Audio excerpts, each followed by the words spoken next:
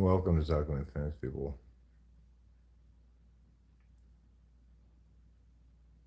My name, just trying to remember what it is. Bloast Derek or something? Oh, right. Host Eric. Host of Balking with Seamus Steeples. Namely, Talking with Famous People.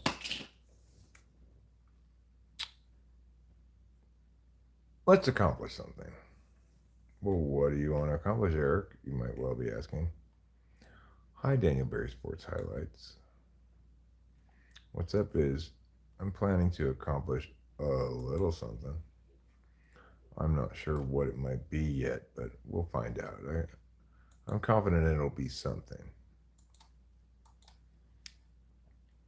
Well, I do know that one of the things we're going to accomplish today is I'm going to make some short ribs. Make some short ribs in the crock pot. So,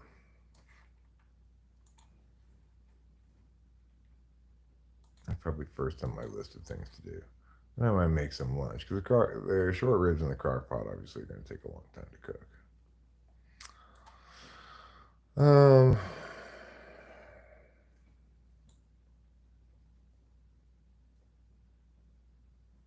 I'm feeling perhaps an odd combination of things right now. I haven't wanted to stream much. I was unsure if I was going to stream at all today, really. But I decided to stream mostly because I figure I would like to accomplish a couple of chores and that will facilitate that process. Cam. Hello, Cameron. Cameron says, I always hit like as soon as I get to Eric's videos. Well, thanks, Cameron. What a wonderful friend you are. I hope you enjoyed your time up here. I know I did. One thing I could do today as a task is I could probably won't do that with the stream though because it's so loud. I could work more on my wooden bong. But probably I'll try to accomplish some more inside tasks rather than that. I did get a good amount of sleep last night, so I'm feeling perhaps a little more lively than I might otherwise be. But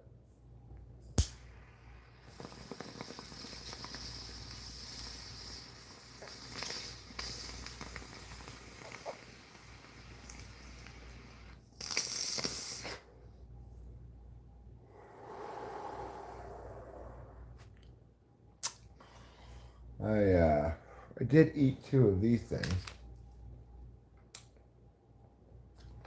just two of them. I had five of the other kind the other night, and it was a little heavy, so I just decided to have two of them today and see if that kind of gives me a little something. I'm not sure if it gives me a little anything really though. Vape's not good for your health. Well, what did you think I was vaping? I don't believe I vaped anything here. RDX X40. You know, I did pull a bong rip. I will now pull a second bong rip. But that's not vaping. So, RDX X40, do you know the difference between vaping and smoking?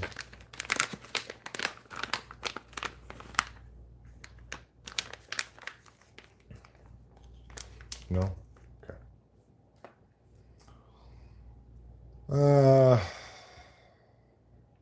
So you want to make sure that the person that you're nannying with your health stuff is actually doing the thing that you are critiquing, right?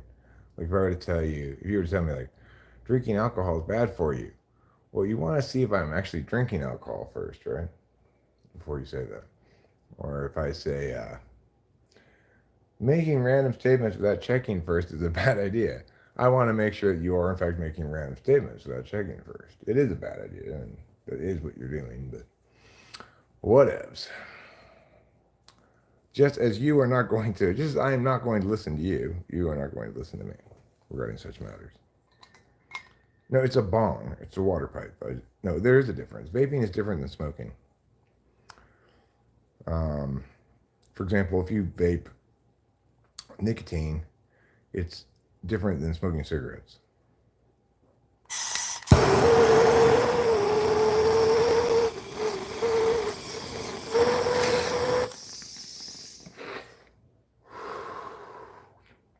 So since you know so little about the subject, I'm assuming that you realize now that you oughtn't give advice about the subject. Well, you know what I like to say, Taylor and Nest? I like to say, when you assume, you make an ass out of you. How much do you sell your dirty panties for? I don't have dirty panties. I don't wear panties. I do have some bun huggers that I wear, but usually about half the time I wear bun huggers, half the time I wear boxers.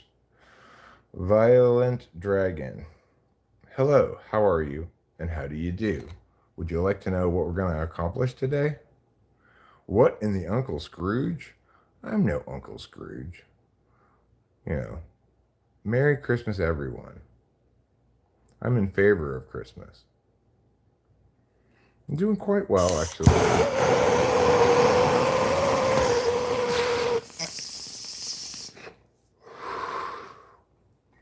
I was feeling like I was kind of starting to brood a little bit. Now that I started live streaming, I feel kind of reinvigorated. It's nice to see some people here. I don't use condoms, okay? I'm married. Married people don't need to use condoms. What am I working on? Well, the first thing I want to do is I want to make some lunch. I mean, not lunch, but I want to make some short ribs for later on. So I'm going to put those in the crock pot. In order to cook these short ribs, I'm going to need to get out the crock pot.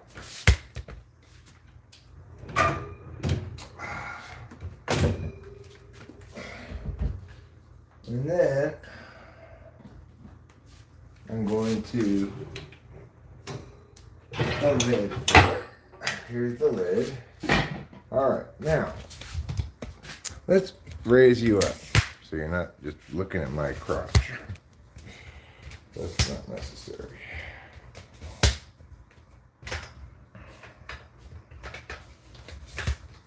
Okay. There, isn't that better? Very good. All right, so we're going to first we're going to get the short ribs out of the refrigerator.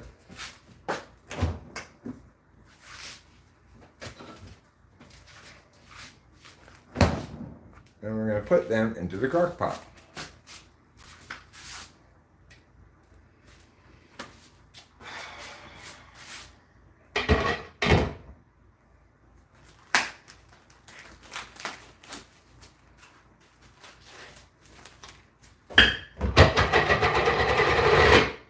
Okay.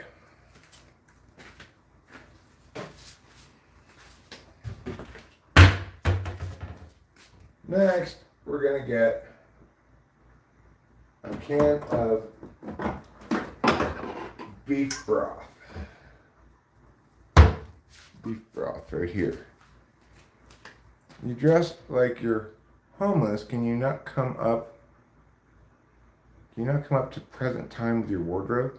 I'm just wearing a t-shirt and sweatpants. I mean, I'm at home cooking short ribs on a Saturday. Why do you want me to get all dressed up?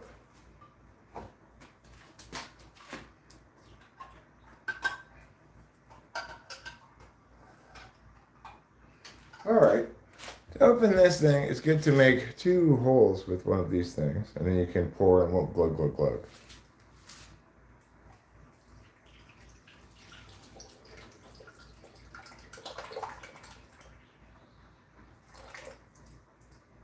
Okay. Now let's throw this away. And let's go to the garage to get some alcohol. We don't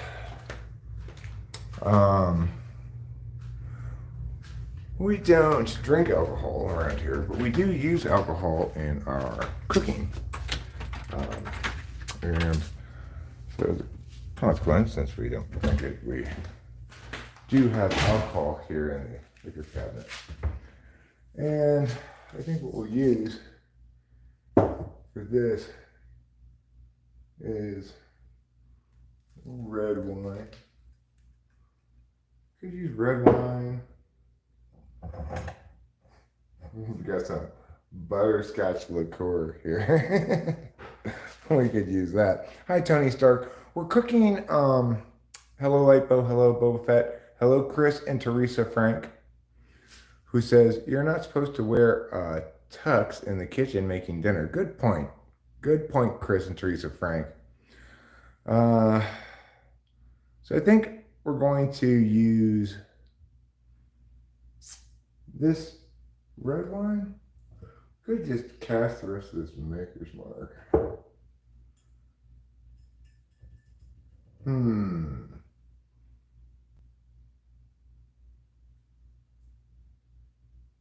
Or we could use a couple of these.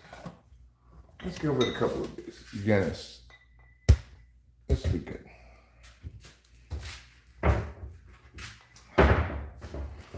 All right. We use 2 of these Guinnesses.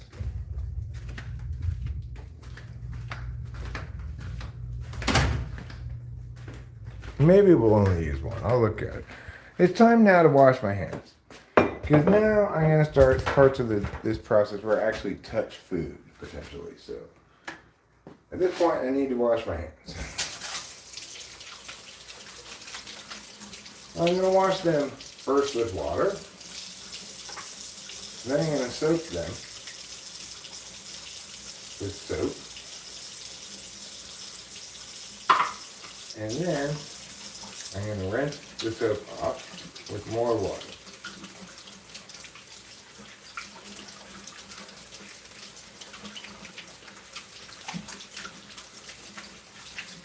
And there we go.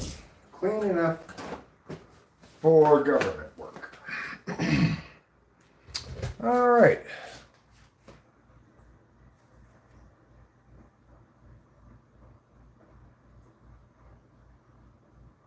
Yo, Boba, how's your dead dad boy?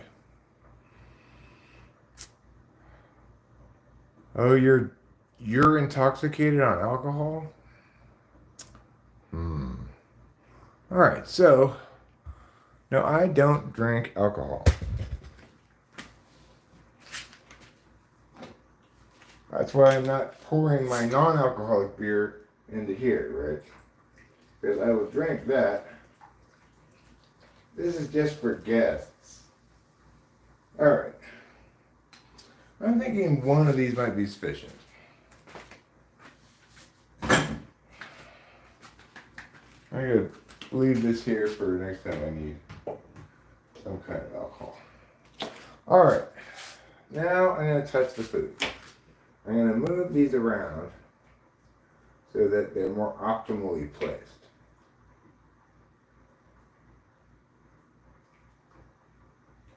That one's fine the way it is. Okay. This is a good package of short ribs. And, you know, the thing about short ribs is there's not a shit ton of meat on these short ribs.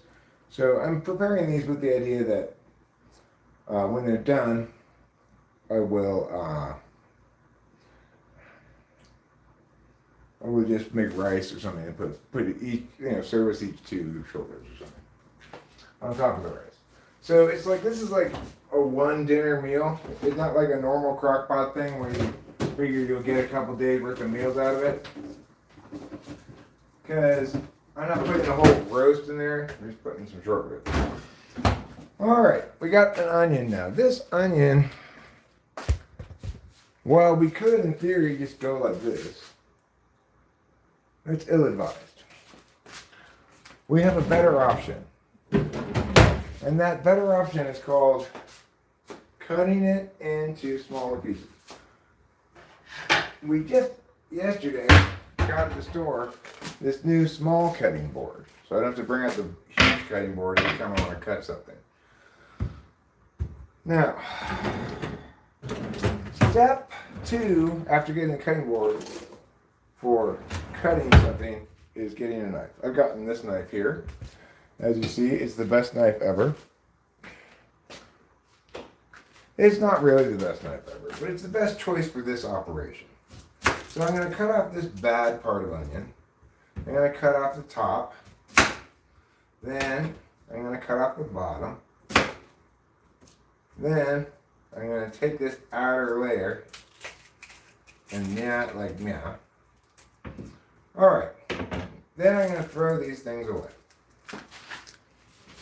You two little pieces of onion paper.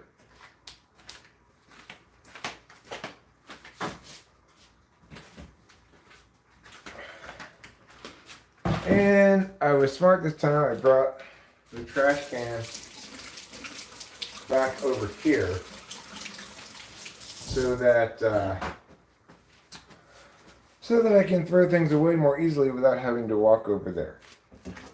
Okay, now we'll wipe this knife off, and then we're going to chop it in half and put each of the halves face down like that. This piece here comes. Okay.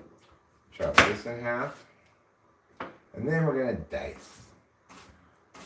But they don't have to be too fine in their dicing, because this is going into the crock pot. Nevertheless, in general, the rule for chopping things for most purposes is the smaller the better. The smaller you can chop it, the happier you'll be. At the same time, you don't want to spend half of your lifetime chopping one onion. By the time you get it chopped that small, it'll no longer be fit to use. So, now we're going to turn this and we're going to get this guy. Cut him, and then we're going to dice the day away. Remember, always prioritize as your number one priority when making food like this. Don't cut yourself. It's not a good idea to try to go faster and then end up cutting yourself, because once you cut yourself, it's like everything sucks for days until your cut heals. So just don't cut yourself. You need your hands for everything. You don't want to cut them.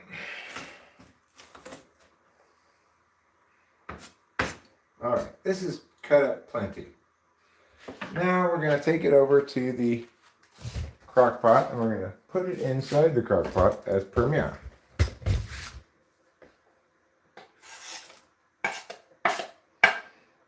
Okay, now I'm going to set this down over here.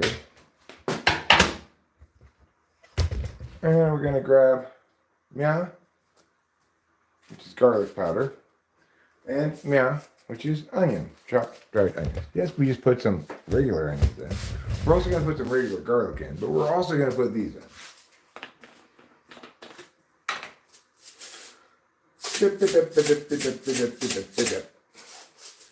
And don't go too hardcore with this stuff. Just the meowing of it. Alright. Now, we're missing a pretty key ingredient that is easy to forget about sometimes. It's our old friend salt. Used for millennia to preserve food and also to improve its flavor, salt is especially necessary with meats or potatoes or really everything. Except salad. But even then, you probably want a little sprinkle of salad salt too. Okay, now we'll put the salt right there. Is there anything else? Oh, right. One more thing we need to put in here. And that is a scoop of our, where is it? Where are you? I cannot find my jar of chopped garlic. Does it mean that I finished it already? I must have already used it up. Alright, so we're going to forego the chopped garlic on this instance.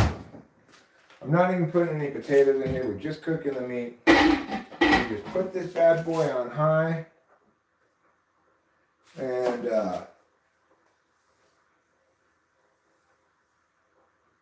problem is I can never remember which is, does it go off, low, high, warm, or does it go off, high, low, warm? I think it goes off, low, high, warm.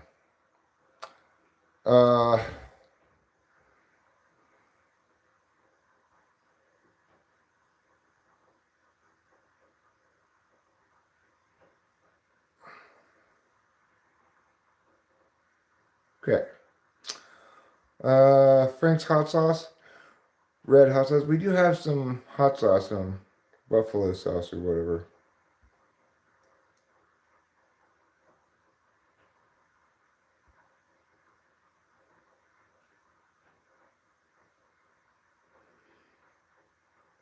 Yes, I put that in the food. I do, in fact, cook with alcohol, even though I do not drink it. How much wood could a woodchuck chuck if a woodchuck could chuck wood? 6. I only mean to you because I like you, poophead. Thanks, Juge. This is coming together to be the whitest recipe ever, says Lightbow. Well, it's a good recipe. I don't know that was possible or a thing, Putty Cat. I absolutely loathe Euro food, save for Italian. Some of the hottest peppers are green. White chicken chili? I don't know, first, last. I think of for flavor. Eric, drop the halal recipe. What's the halal recipe? This is halal, isn't it? It's got no pork in it. It's just beef broth, beef, 1 bottle of Guinness,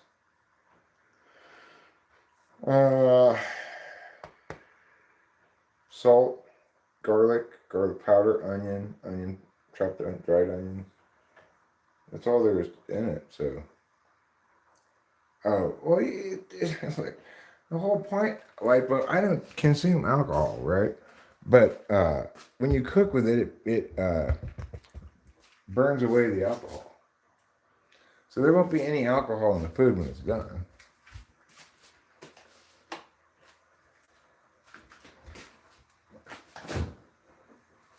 For different reasons, I have the same habits as the Muslims in regard to alcohol. I do not drink it. However, that doesn't mean that I won't eat stuff that had alcohol in its cooking, provided the alcohol is cooked off. Obs McGovs. Cheers.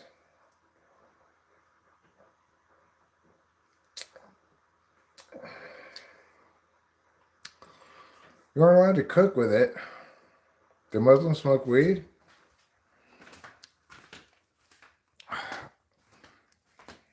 That would earn a lot of points with me if all the Muslim countries would just go 420 friendly. They're like, okay, fine, be that way, but alcohol, because I don't care, because I don't drink it anyway.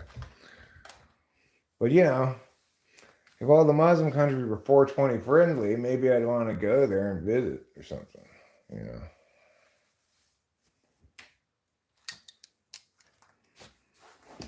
No, not Afghanistan.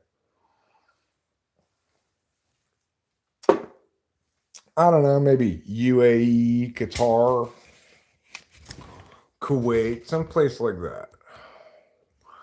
But again, I already was convinced of it.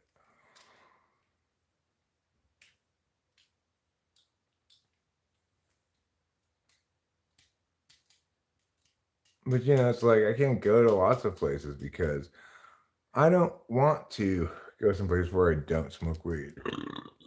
Dr. Bong. I knew a Muslim from Saudi Arabia, and every time he smoked weed, he went berserk. What does that mean? Dad, when this baby hits 88 miles per hour, you're going to see some serious shit. Is that a quote from Back to the Future 2 or something?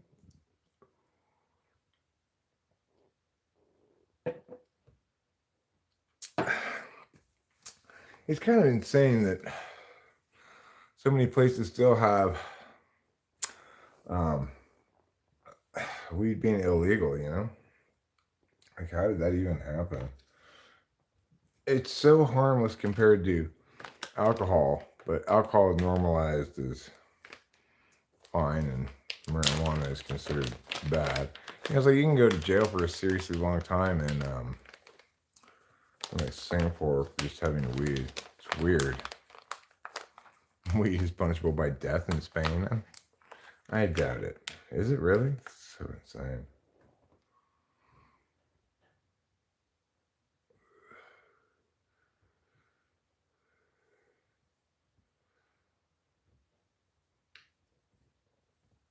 Let's all let's let all the Mexicans come home and we'll be one tribe again. Oh my god, that close to being on sides? That's so ridiculous. So close.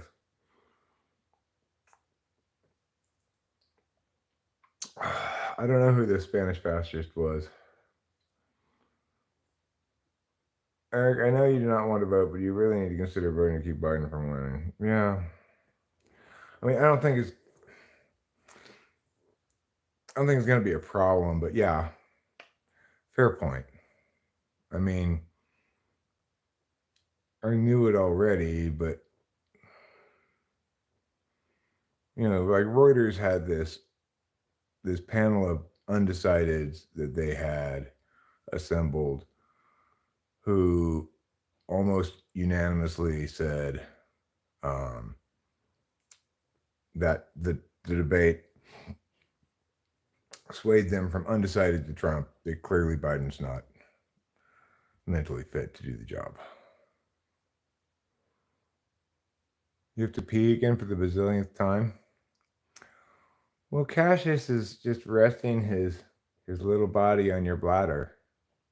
For him, it's a pillow, you know. It's better when it's full of urine because it's softer that way.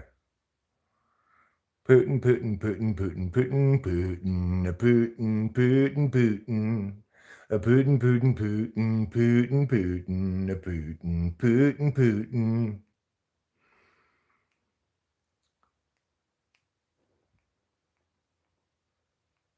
He's just fluffing his pillow. Okay, Lipo. He's fluffing his urine pillow.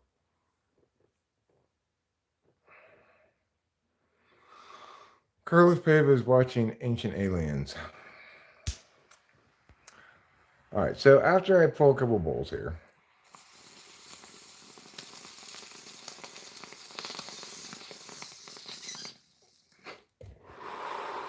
we're going to move on to our next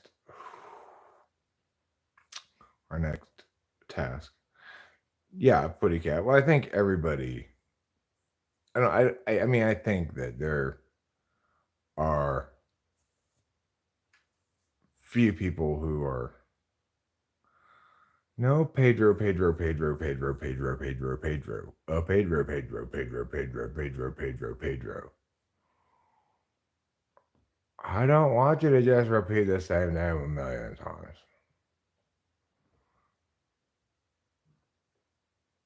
When they broke it up, golf.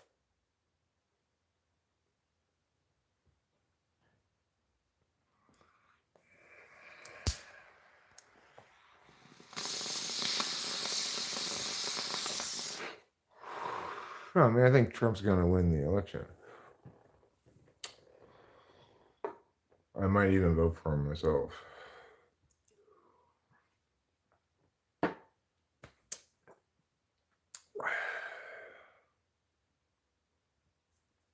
I never thought I would say that, you know.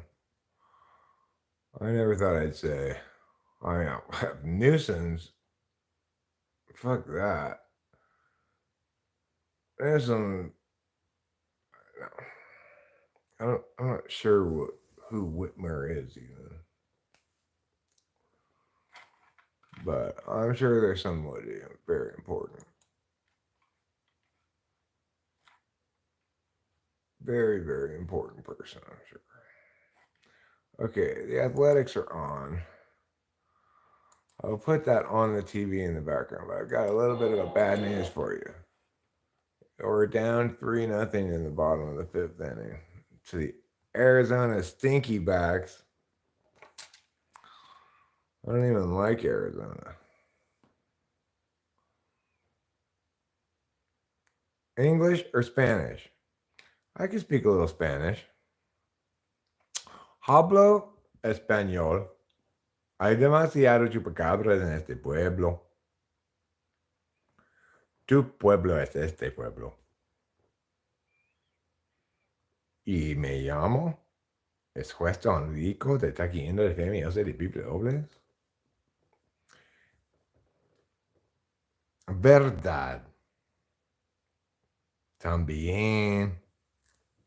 Bienvenidos a Hablente con personas famosas. Yes, I meant Michael, not Michelle. Well, who's Michael alone? Why don't they replace Biden with me? I'll run for the Democrats. I don't care which party. I'm correct regardless of which party. So, what am I doing back in the kitchen? Well, I was thinking about doing some more tasks. What kind of tasks? I really need to clean the floor. I need to clean it so bad. So, let's do a little bit of that, I think. I think it's a good idea. I think we should try. Let's go to the vacuum closet, okay? Let's go to the vacuum closet.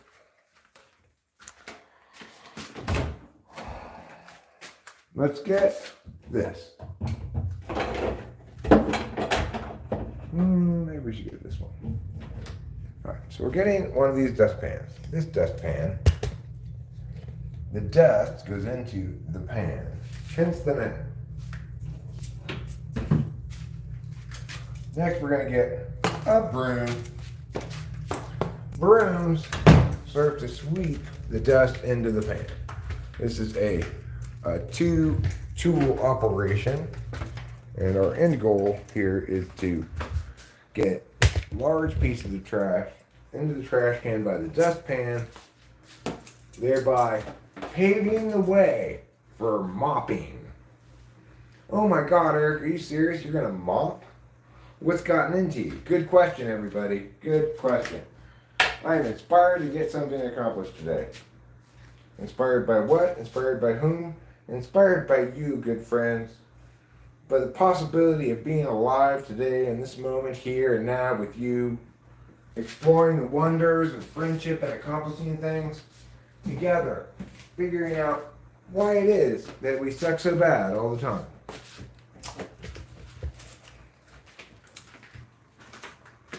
Okay, me. I do. You guys, I'm sure, are fine. Let's start at this end of the field here. We're going to sweep, sweep, sweep all of the chunks of stuff into a pile. We'll have plenty of trouble here, of course, because the cat sheds more than a shed factory.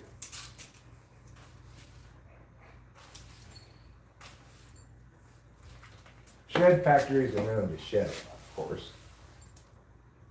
while in the process of making sheds.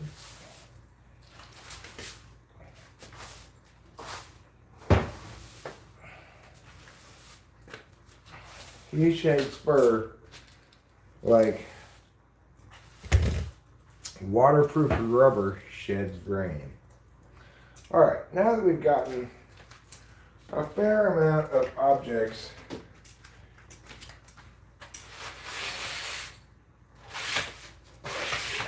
do this,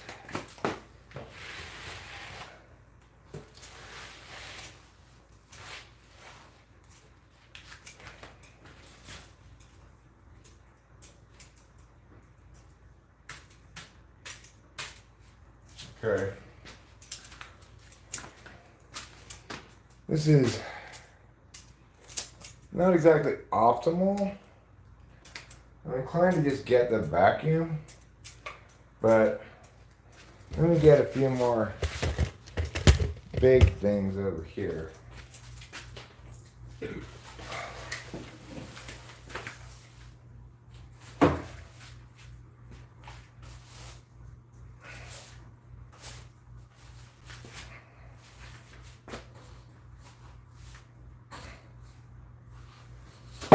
We're going to sweep, sweep, sweep all of these things into a pile. And we'll get these things over here. This is where the trash can usually is, so obviously there's a lot of stuff over here. We'll sweep it into a pile. And the thing to remember when you're sweeping things is put down the dustpan while you sweep. I know. I try to hold it in my hand while I sweep too. It's not a good habit. Okay. Now, we'll sweep this into the bin. Hi, Rachel. How's it going? Oh, it's going pretty good. Can I come in here and get myself some breakfast? Yeah, of course. I don't want to That's fine. Just sweep out some big chunks. Oh, thank you.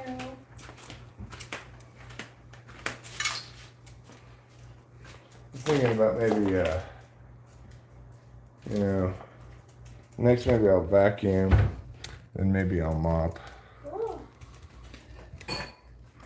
So, let's pause in that process now. Let's actually put this back. Let's put this back in the closet, okay? Then we'll come back over here. I'll read the chats for a bit. I'll explore the feelings that we have inside and proceed from there.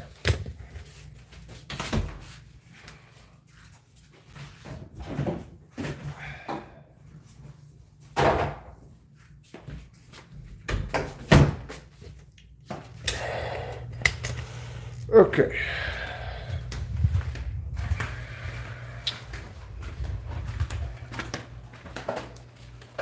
Let's put this trash can back. How'd you sleep?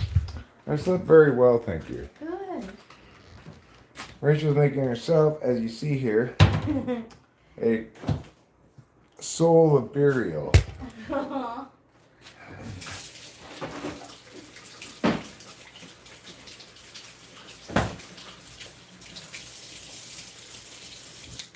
We were able to use the little board. That's great. Mm-hmm. As you see, she's now pouring cow's milk on top of her her cereal I'm not. to wetten it.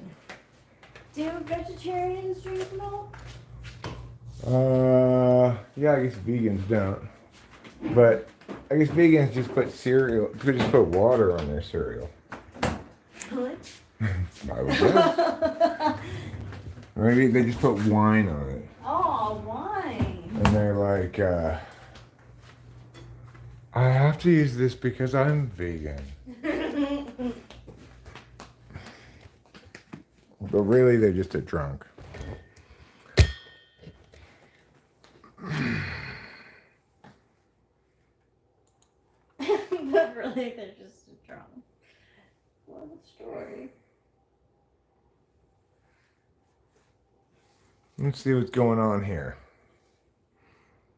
We're scrolling up. Garlic King says that I'm Count Dooku. I'm not Count Dooku. Kitty litter patrol. Do I need to clean the kitty litter? Probably. It's the vacuum closet, I call it, Putty Cat. Janitor's closet's another good word for it. Probably the same peeps that were running things back then. Something like that. The Illuminati. I just want unlimited money and vacation time. Is that too much to ask? No. Anakin never killed himself, he survived. It was a fake Dooku. Lightbo, do you also want unlimited hot women? Probably she doesn't. She has unlimited husband. She has unlimited access to her husband. CFR Club of Rome Military Industrial Complex, Mosas, etc. I'm not secretly anything in disguise. Eric is Django. Eric's the big friendly giant from our doll. Eric's my father. Eric is pancakes. I think I want a full English breakfast at midnight. It sounds like some sort of weird sex thing. A full English breakfast. Is that a bowl of Lucky Charms? Yes, it is a bowl of Lucky Charms. Apparently, the Force weakens around Boba Fett. Rachel is a formal Jedi. Are you a formal Jedi? Or did you mean to say former Jedi? Rachel may be a Jedi, but she's not any existing Jedi. She's Jedi Rachel. And I'm Count Eric. I'm also Lord Eric. Oh, Neko. Neither of those things are true. No. Do you know the Hawk Tua girl? I don't know the Hawk Tua girl. No. Capsiem. How do I get some Robux? I don't know. How do you get some Robux? The Guard King says Eric controls the droids. I do not control any droids. Sabine Bonshab, about what are you are speak? About what you are speak? About what are you speak?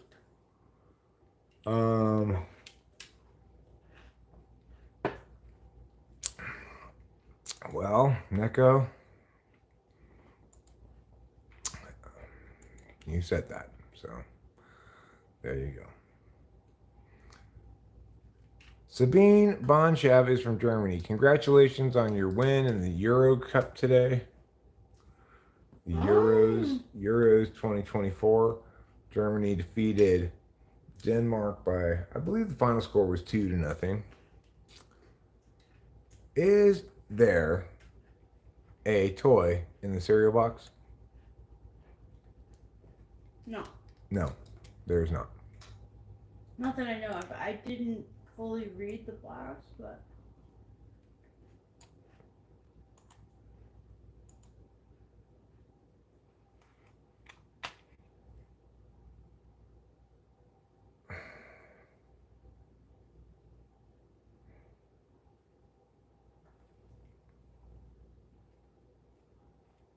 Hawk Tua girl.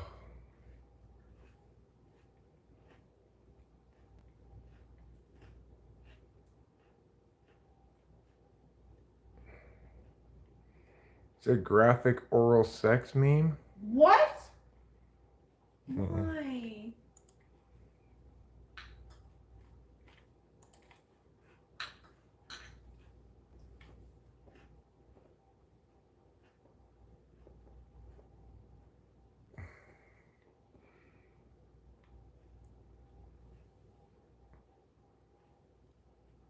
I was asked by a YouTuber what was one move that in bed that makes a man go crazy every time. Her response caused her to go viral all around the world.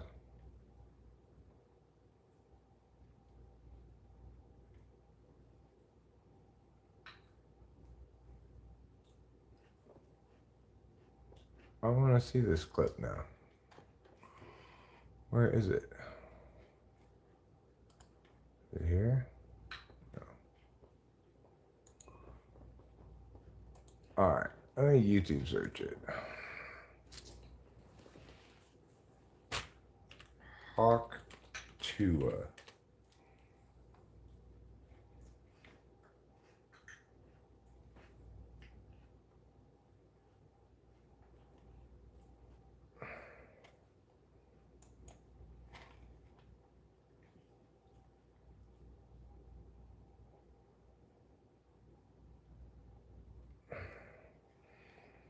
Huh. I don't like that idea myself. I think it's kind of gross.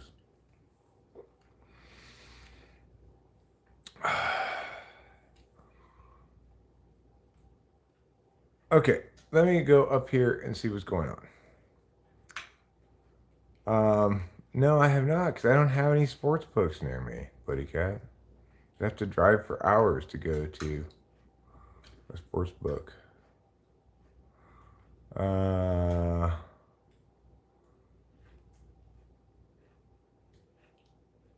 I don't want to say that, Zoe T. Everything's all right. Hi. Is everything really all right? That's good to hear. It's reassuring. Yeah. I find your YouTube name reassuring. Aww. The Celtics won the final, and I'm so happy because the Celtics drafted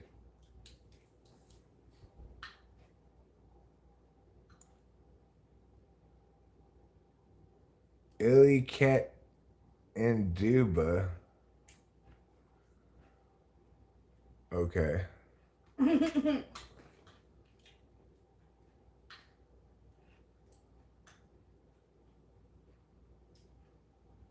All right. So LeBron opted out of his contract, even though the Lakers went to trouble with drafting his son.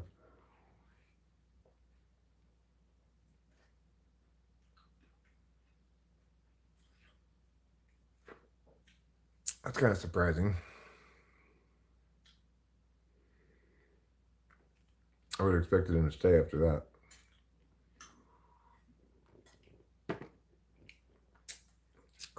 Okay.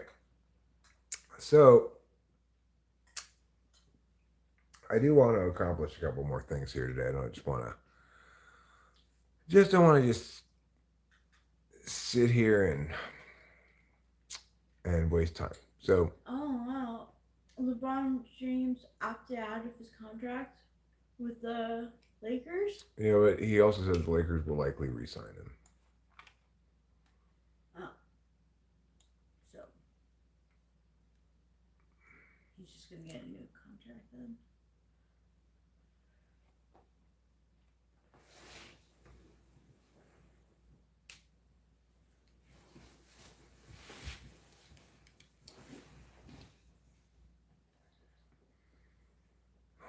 I don't. I still don't get what that's supposed to sound like, but I'm obviously not going to pronounce it Yeah, again.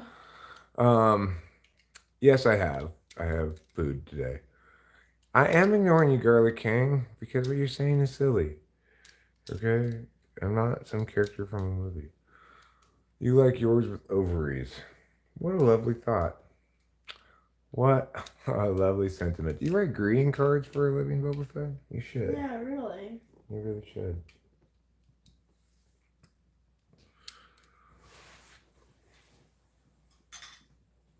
Dear lady, I'd like to hump you. I got you this greeting card. It doesn't even have my name in it. I didn't know what your name was. That's why I wrote it to Dear Lady. I did not do any such thing, Garlic King. Obviously, I did not do that. So, you know.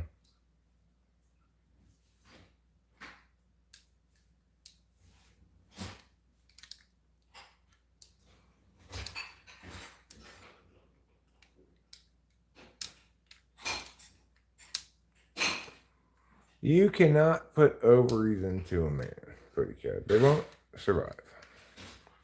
It'll just be like just dead, rotting ovaries inside of your body. Everything can still be turned to gold. I don't know. I've been watching a lot of YouTube videos about sort of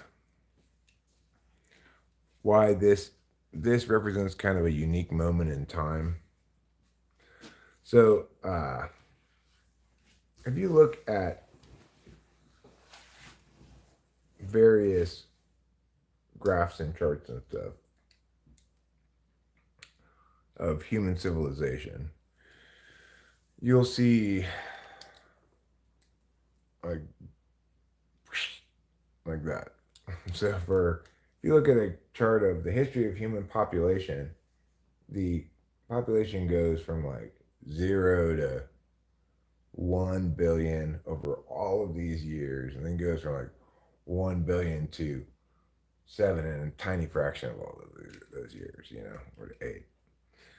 So in terms of population, the global population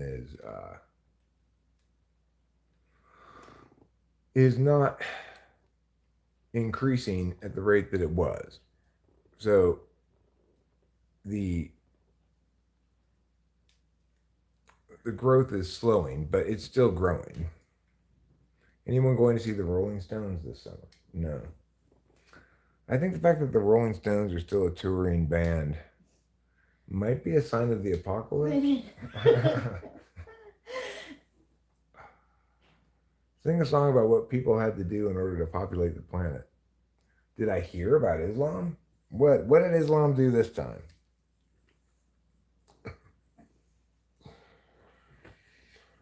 All the men had to hump all the ladies in time, and then they got pregnant. That was why the population grew everywhere around the world. The farmers had to make some food by planting it in the ground and chewing and waiting for the months to pass them by. And so a feudal caste system with the lords and the ladies keeping peasants always busy making all their military treaties too. That's what we had to do. There you That go. is so good. That's how we got to be where we are. So the thing is, the progression of AI is also interesting. What you doing with your hand on your head there? I was closing my eyes, I guess. Going like this to cover my eyes additionally. Yeah, you're just rubbing your face. Uh, if you look at like how is AI going to impact the world, and what's the progression of AI from its current state going to look like? It's very difficult, I think, for anybody to predict well how that is going to play out. Um,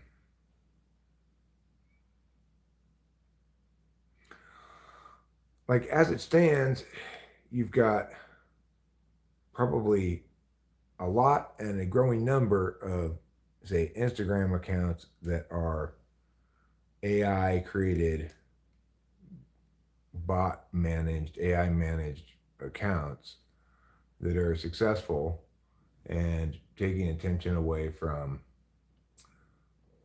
people who are making content. Now, of course, the people who are making content via AI is getting successful. Well,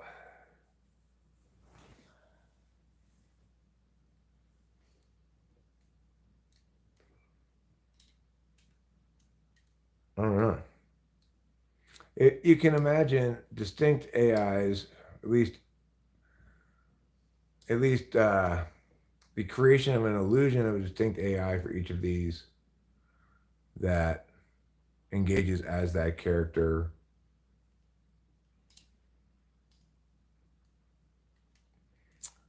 If someone asked you to play Anakin Skywalker in the remake of Star Wars, would you do it? Probably not.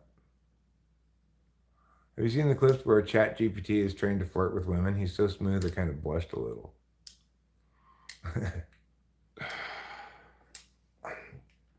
I mean, we'll just have to wait and see how much AI ends up being significant, what its various manifestations look like. As yet, I don't think it's generally the case that there are individuals going around the internet behaving as individuals in general that are actually artificial intelligences. I think it's all like purposeful purposeful bottery, you know, a plan to launch a bot shit on this platform or that platform. What again do you like? The orange moons, green clovers, or purple diamonds? What's your favorite thing in the Lucky Charms? Oh, I don't. I feel like some of those don't exist anymore. Like I don't know if I like the clovers and the moon. Well, see, Unicorn Ninja, my thought is that um, when you, if you have specific AIs that are purposed in some ongoing way to be a regular person going around the internet, right? Who the only way you could determine they're so good at behaving like a regular specific person that the only way that you could know that they're not a real person is if you tested it by biologics, you know, like I need to see you in person. I need to there might be some kinds of like proof of biology that doesn't require me to see the person in person, but um, I don't know. The point is, if you have that, then you've got the potential for all kinds of mischief. If you imagine that, plus now imagine a scammer, including the command that this identity is to hone in on the person who's most vulnerable with the most resources to being scammed and to make that happen before disappearing forever as an identity. It's kind of scary. And set loose with that directive and capacity to spend time over time just establishing identities, meowing the meow, etc. It would have to have probably a cell phone number to do all that stuff, you know. What's your opinion on the Daniel Larson situation? I don't know what the Daniel Larson situation refers to. Let me Google it.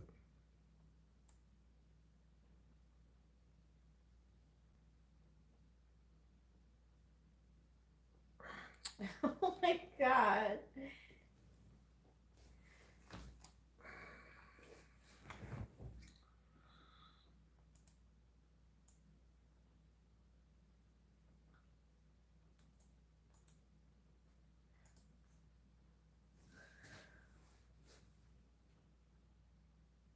TikToker Daniel Larson remain in jail due to.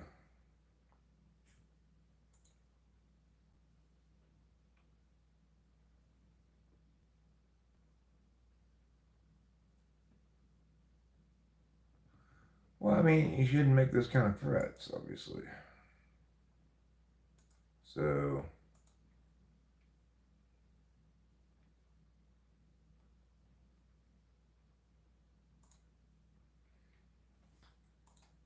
yeah, I watched that anime, First Class. Hi, Simple Girl. How's it going? First Class says, that's true, Eric. It reminds me of the anime Psychopaths, where they have AI integrated into the justice system and calculates how likely a person is to commit a crime by keeping track of their, like, emotional stability or whatever.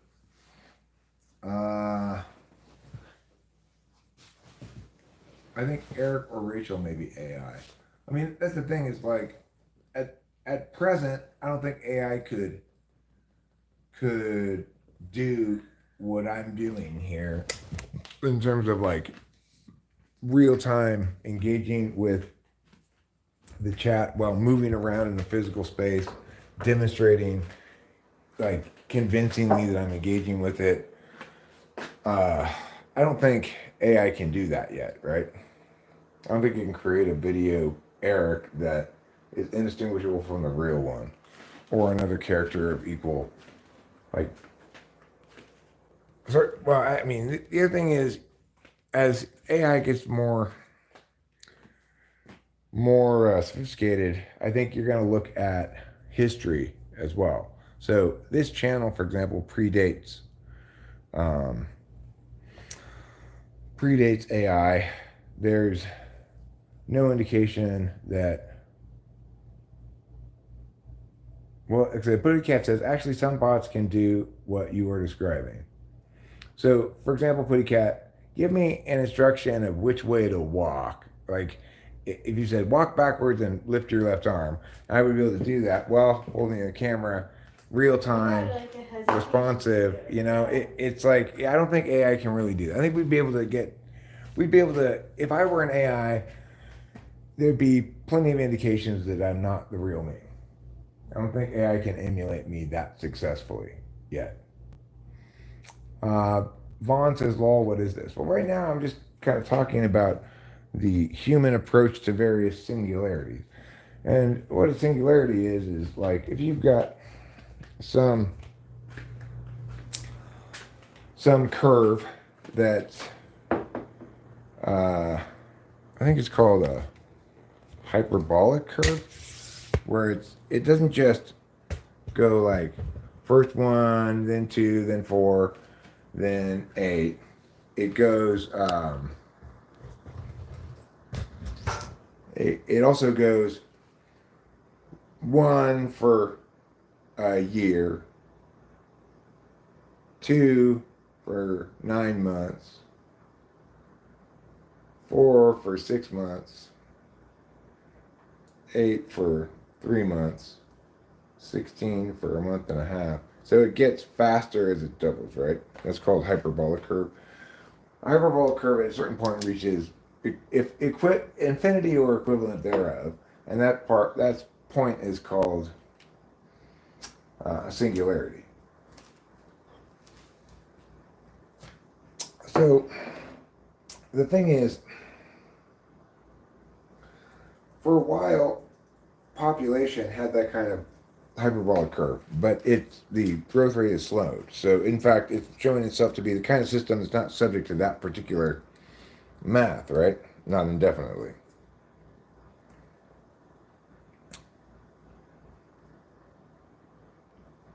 Am I a cowboy? No, I'm not a cowboy. Now I'm 100% convinced that I am AI. Well, I'm not AI. Well, you're right, Eric. It can't do exactly what you can do, but it can do a toned down version of it. And as I'm writing this, you said yet, so I retract what I was about to say. Lol. Yeah, so um, there may, I don't know if that's called Fibonacci sequence or not, but there may be a time when it gets increasingly difficult for you to evaluate anything that's digitally rendered, namely like video, images, audio, whatever. There'll become a time when we really can't trust any such evidence of anything uh, without conducting some kinds of authenticity tests. So if you wanted to establish that this was actually me engaging in a live stream, that it would be insufficient to just engage with me and feel like you know, you'd have to there'd have to be some kind of like physicality test that you could reliably assume is going to translate into a video stream. And I'm not sure if any such thing really exists. Wendy's just suspended their drive-through bot as it was making too many miscues. Eric, don't you think the AI technology is much further along than what they're showing us? Sure. There is a thing called DARPA. I watched a video about it just the other day from the Y Files, and I had probably heard of it before, but hadn't thought about it much before. Anyway, DARPA kind of lays claim to uh, advanced technologies that have purported national security interest, etc. And a lot of the technologies that we enjoy, such as touchscreen phones, a lot of things, they emerge from DARPA. But it's likely that DARPA is 20 or more years ahead of current technology as a kind of maintaining military primacy protocol or something, you know? You think bots will replace porn actors? Maybe they have already. I doubt it, but I doubt that's happened already. However, I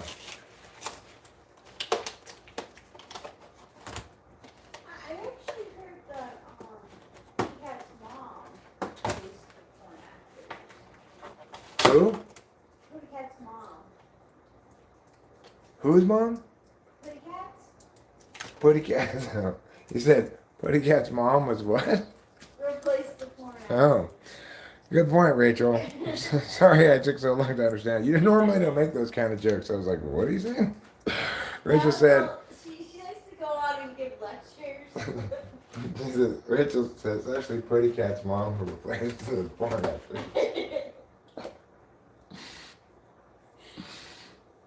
Brenda McPot, thank you. Praise be to you too. Ladies and gentlemen, a homemade risotto tonight.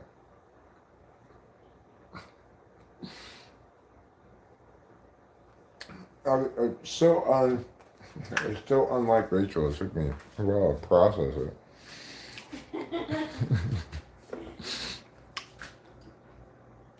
I guess that's enough food for me right now.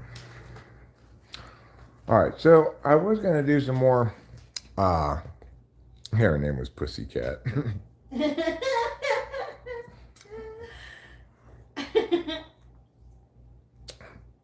And you, Brisbane McPot, are a reader of fine literature.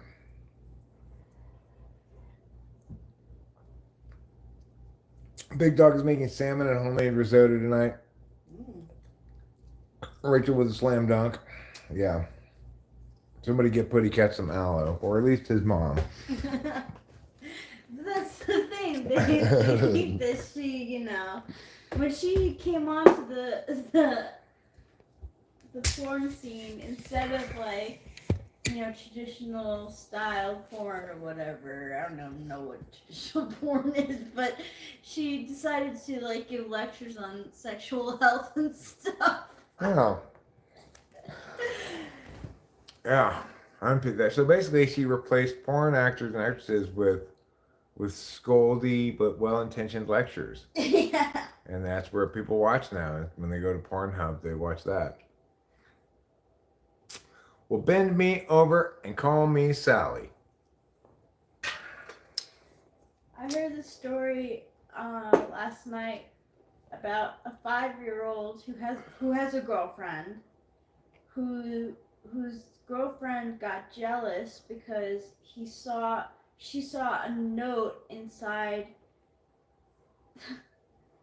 the lunch that said something like, from the mom saying like, "I love you, babe. Have a good day." Babe, I don't know why a mom would put babe, but the little girlfriend, the 5-year-old, thought that the boy was cheating on her. Like they're 5 years old. Well, maybe it was like mom's like Telly Savalas, calls everybody baby. Yeah. He's looking at you, Yeah. baby. Yeah, that happens. All right, oatmeal toppings is one of my porn names, and I don't think it was also oatmeal bottoms. I think it was something else bottoms. I don't remember. Good for you, Joshua 5.0. Yes, Marcus, I am married to this lady over here. Her name is Rachel. My name is Rachel. What would my porn name be? I guess it would be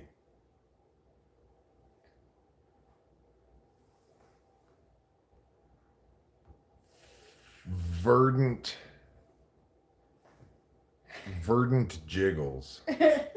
Verdant Jiggles. Yeah, Verdant Jiggles. Okay, that's a little unnecessary. Let's get rid of that. Ew. Have to be Meow, I guess. So Meow Meow loves Israel. Good for you, Meow Meow. Whoever you are. Good for you and your love for Israel. Hi, Sally. There's nobody named Sally here.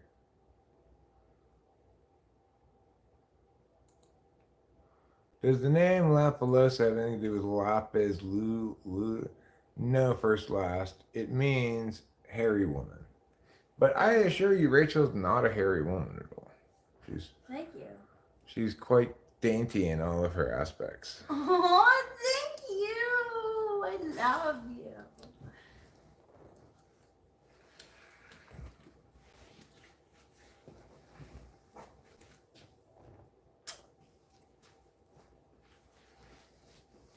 My name could be Rusty now, sure. Or it could be Brody Holepoke. Brody Holepoke. That's my male porn name is Brody Holepoke. I had to laser my entire body because I was Sasquatch. Well, light bulb, you didn't have to do that. There's nothing wrong with you having hair. It helps protect you from the cold weather. It does. Brody Holepoke. Not old poke, hole poke. With an H. Like ice hole. Yeah. Brody Holepoke. Oh, Hole, right? Right, yeah. Yeah. Holepoke, one word.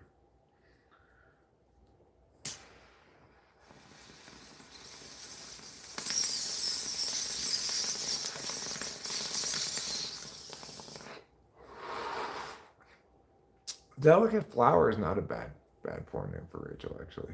Delicate flower. First Last advises that we all put on some layers of fat to survive the coming winter. Why not hike instead of hole poke?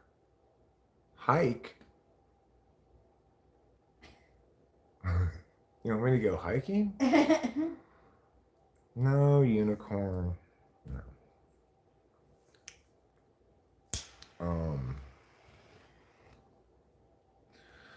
Something manly like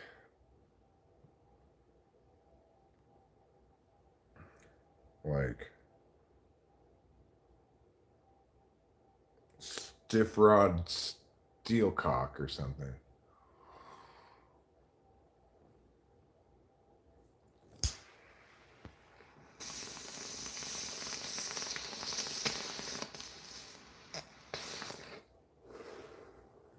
How about Loving's Penetrate?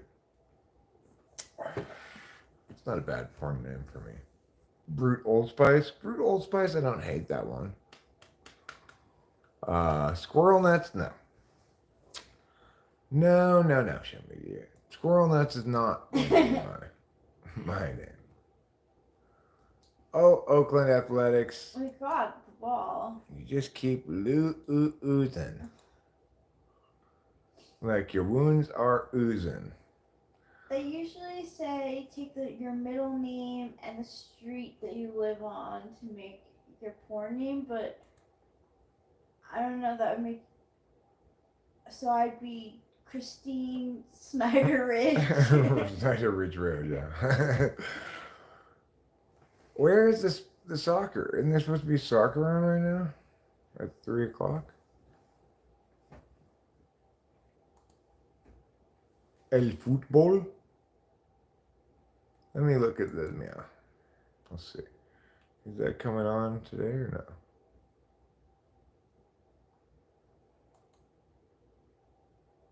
Oh, it's not till 5 o'clock. Okay, it's simultaneous play. At 5 o'clock, 2 soccer games were going concurrently. Argentina versus Peru, Canada versus Chile. So Italy's donezo, right? Yeah, they lost 2-0 to Switzerland today.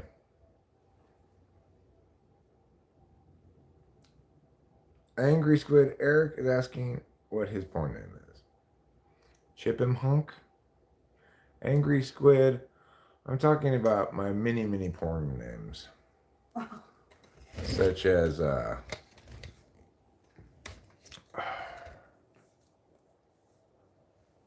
how did this conversation get started? Well, I don't know. Oh, there was mention of a previous porn actress. This is a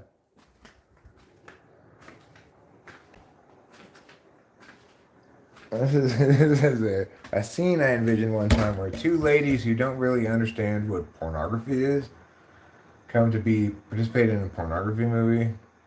They show up at the casting call or whatever. They get called in for their turn.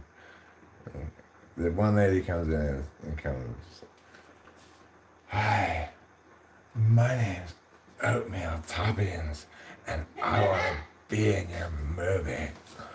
And the other lady's like, "And I'm Janice Jigglebottoms. How do you like my name?" And the guy's like, "Oh, okay. All right, so what are you down to do?" And Oatmeal Toppings is like, "I'll do anything. I'll dance, I'll sing, I can do anything."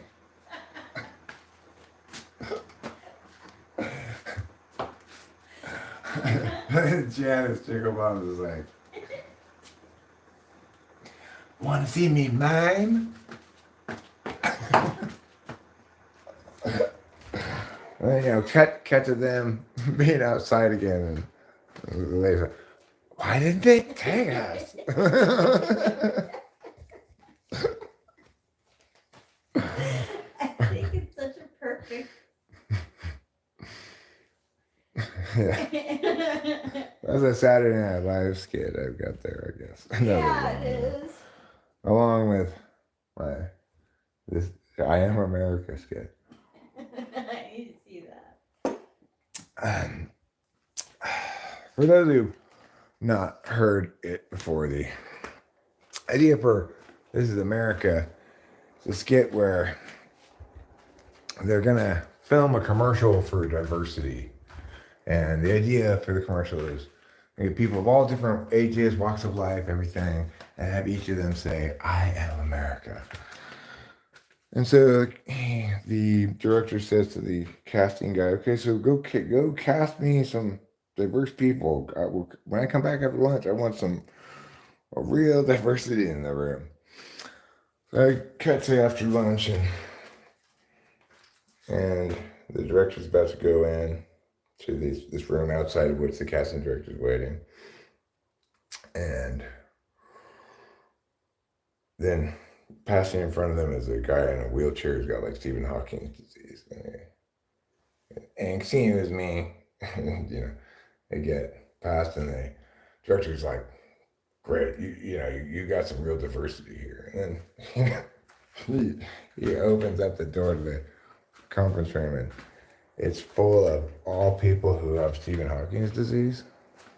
And it's this cacophony of hello, good afternoon.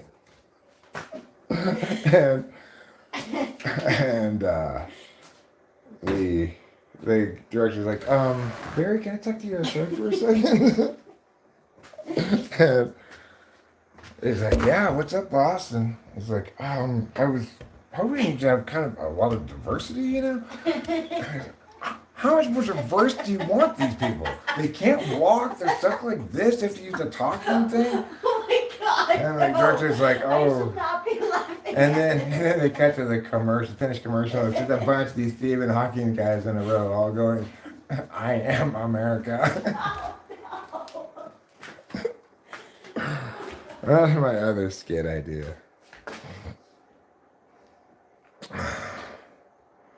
They should hire me to write for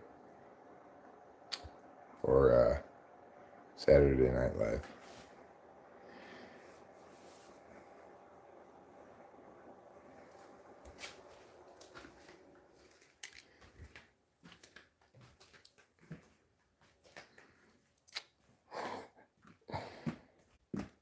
All right.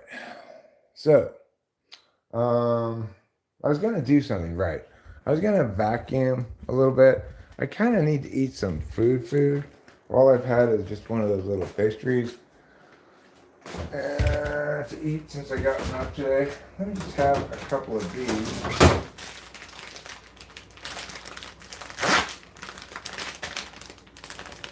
This is called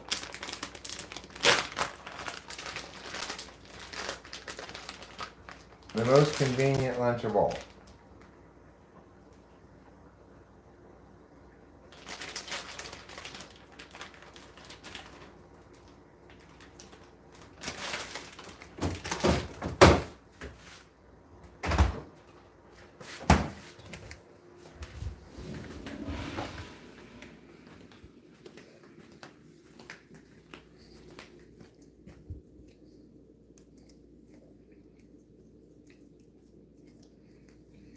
How many Patron and club sodas have you consumed today, Pretty Cat? I'm going to guess 3.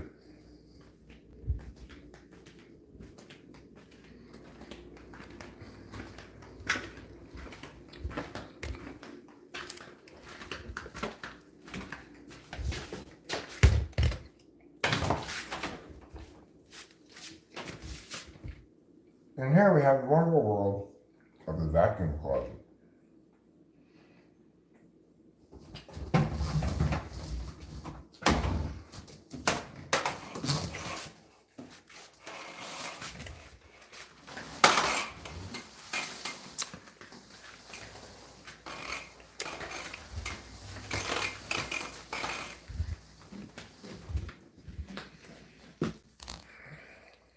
Oh, did you take these gummies? I ate 2 of them. Okay, do you think I should eat 2 of them too? You might want to eat more than that if you want to impact you. I don't think the 2 I ate really did much to me, but you know how it is with gummies. It's kind of like too little or too much. Yeah.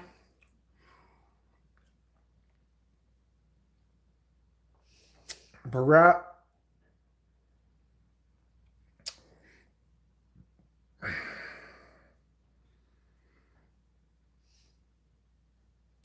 says her hello. Your name is Eric Hartwell White. I live at. What are you saying, Barat says her?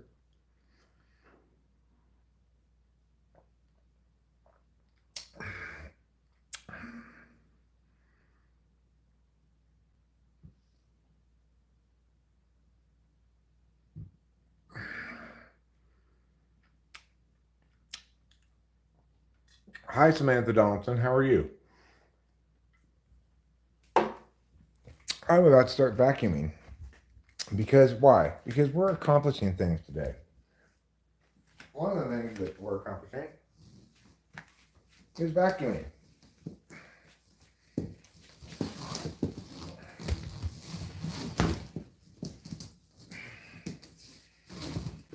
So maybe I'm not feeling especially creative right now. There's nothing wrong with that. Exactly.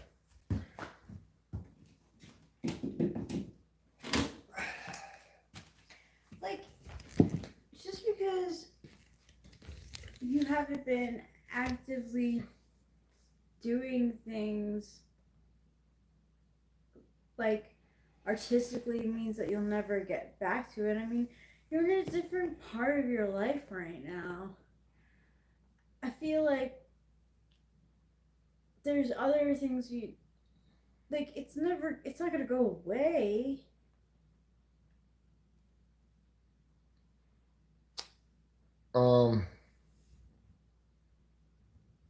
Who are you talking about? Who banned you? Pretty Cat. On Noodles channel? Who's Noodles? What kind of content do they make? Is it about noodles?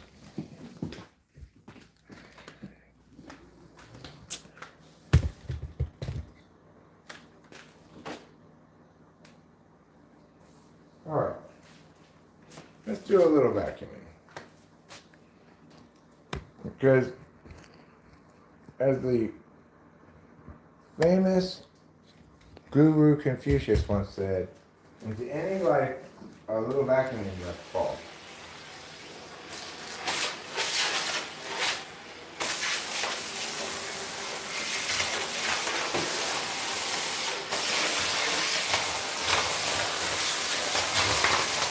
in mind, I already swept around here to get some of the big stuff, and I tried to sweep pretty thoroughly, but there's still all kinds of crap on the floor.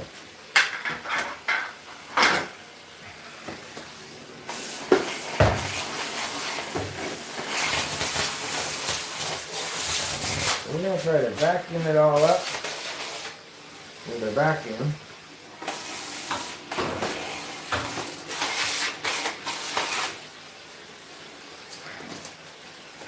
And let me turn this so you can get a better angle of the vacuuming.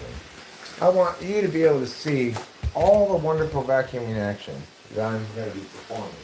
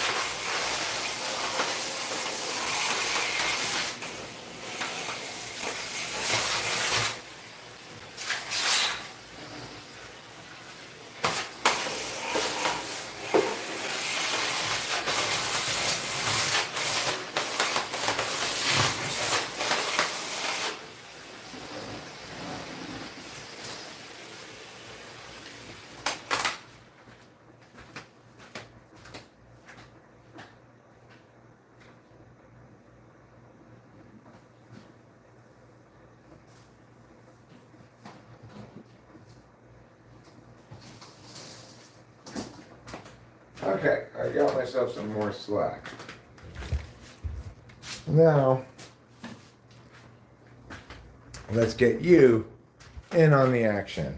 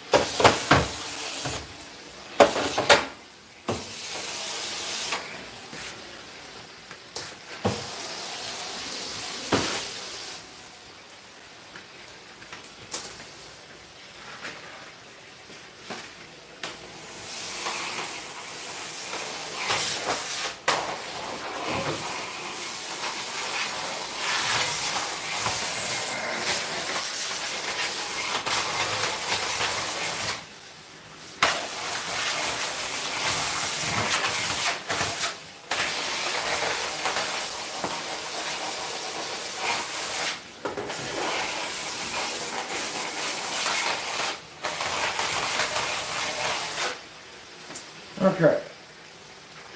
Now the kitchen is vacuumed pretty well. So that's progress.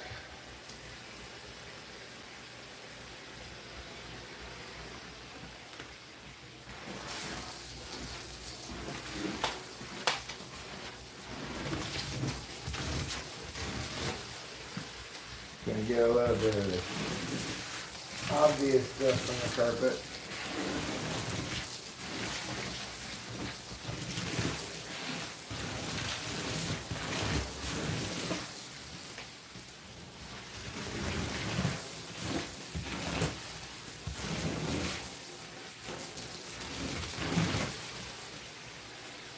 This carpet is quite... Oh. I didn't know that quote. I won't vacuum any animals or small children. Metric Spanx, thanks for the advisory.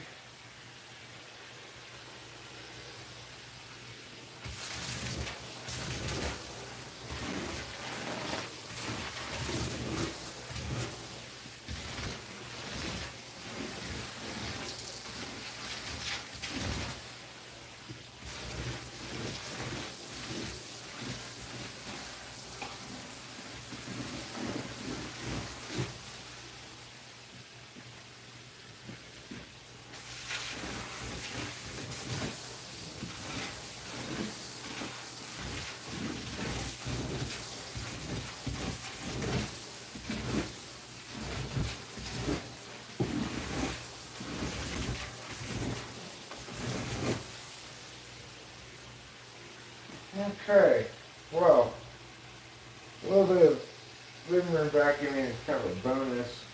I wasn't really planning on vacuuming in here. But might as well get a little bit of assorted crap up.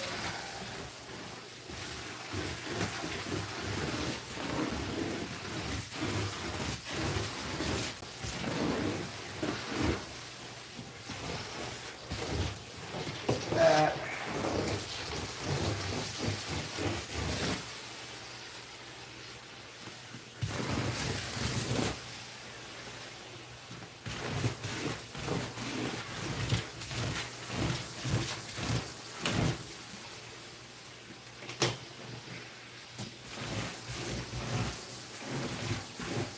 You're doing a great job. Thanks, darling. You're welcome.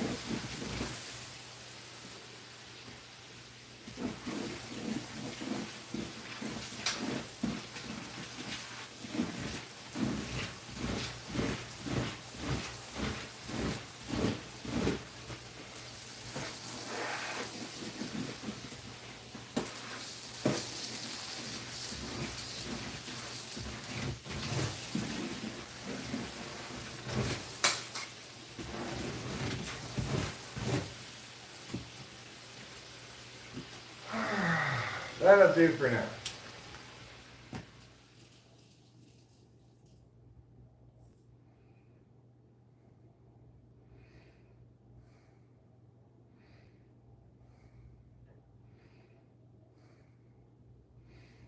Hello,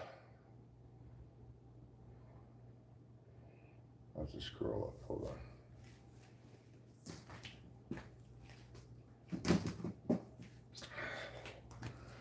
All right, I'll put that away in a moment or two.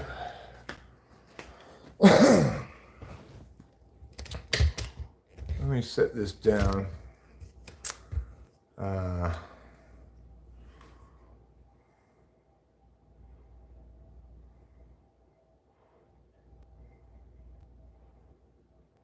Oh, big dog.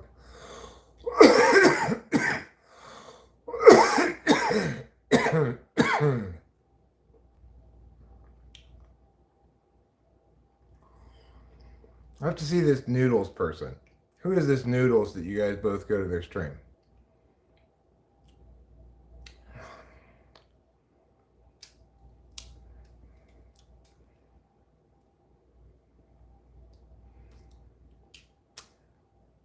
I gotcha, Barat.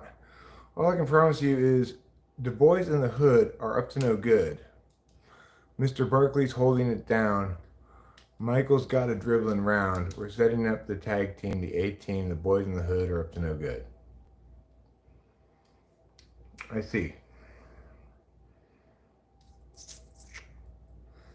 Eric, do you know Karl Donitz? He was a naval commander? No, I don't. Former president of Germany.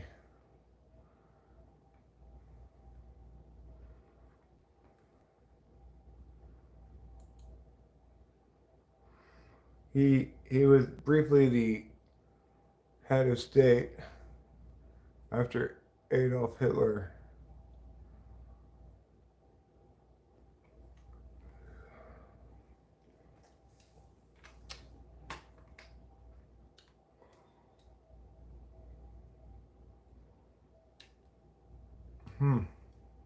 Interesting. That's a good trivia question. Who was the Führer after Hitler offed himself before Germany surrendered to the Allies? He killed himself? Hitler did? Yeah, I didn't know that. He didn't want to get captured, so. And then answer that trivia question is Karl Donitz. All right.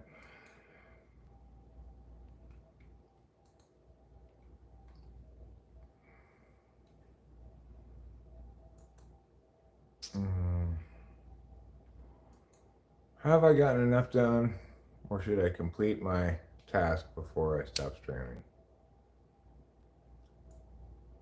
Well, the Oakland A's lost 3-0. Giants versus the Dodgers comes on at 4:15. That's kind of might be fun until the soccer game comes on. Yeah.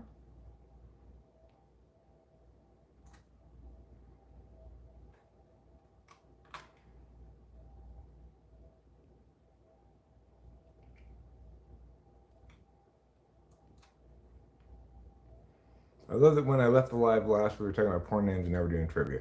We're not doing trivia. I'm just actually looking at TV schedules. I don't have a whole lot planned for today except some maybe a little more soccer later on. But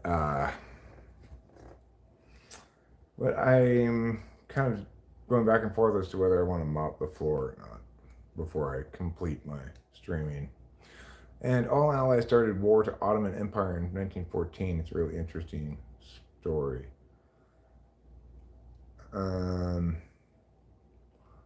I'll maybe look into it more.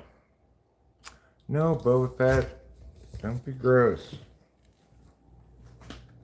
It's just a good way to get poop on your penis.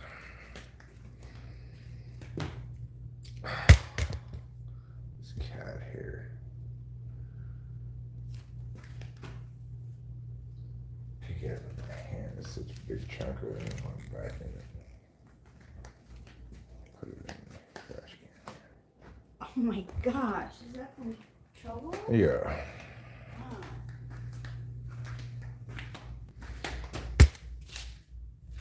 Like I could vacuum in here, so this always needs a little vacuuming because it's the foyer, you know, where you're walking in the house.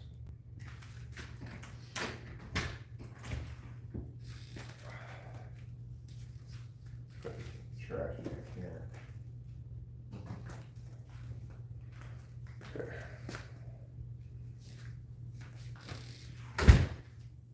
Let me do a little vacuuming in here. So it'll give you all a wonderful opportunity to view vacuuming. If you've always wanted to know, Eric, what does it mean truly in our hearts to vacuum? Now you're going to see. Goodbye, Angry Squid. You're going to see the true meaning of vacuuming.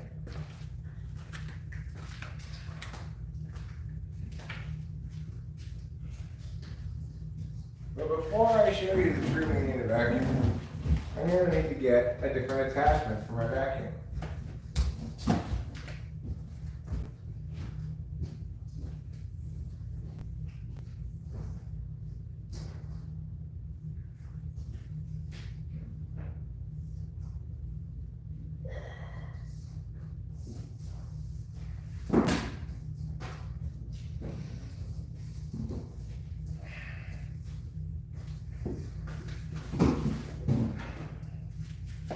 Okay, so I got that untangled. Now I'm going to get a different attachment. What kind of attachment, Eric? Well,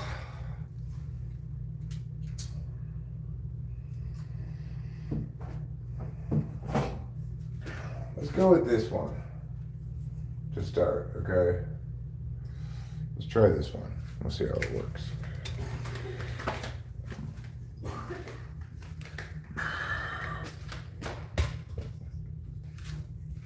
Okay.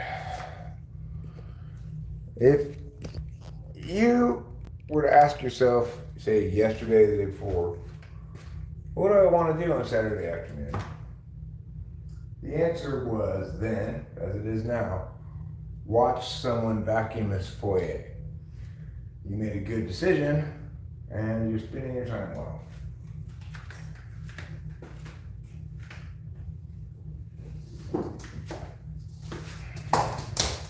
Because, you know, a lot of people, where they fail is they fail to have an adequately clear understanding of what they want to do. I can often be one of those people. So, if you know you want something very specific, like I would like to spend my Saturday afternoon watching someone vacuum a foyer, then that's excellent. Oh, close, Sean. I barely missed.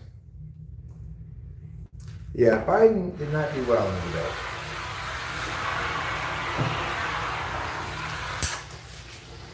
Well, cat hair. Get out of here, cat hair. I'm going a long time without this, so I get some of the hair up without using this brush part. So I don't want to get my brush all encased in hair.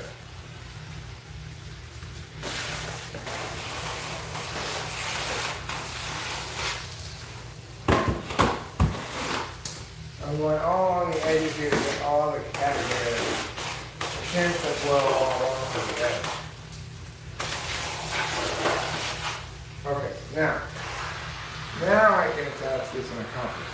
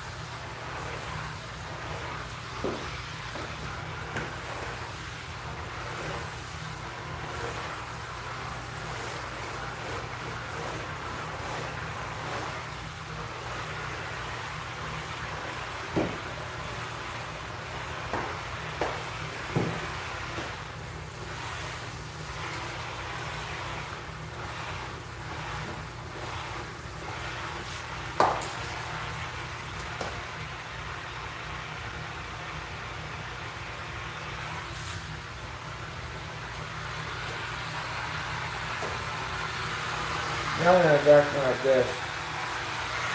Now that I made it small.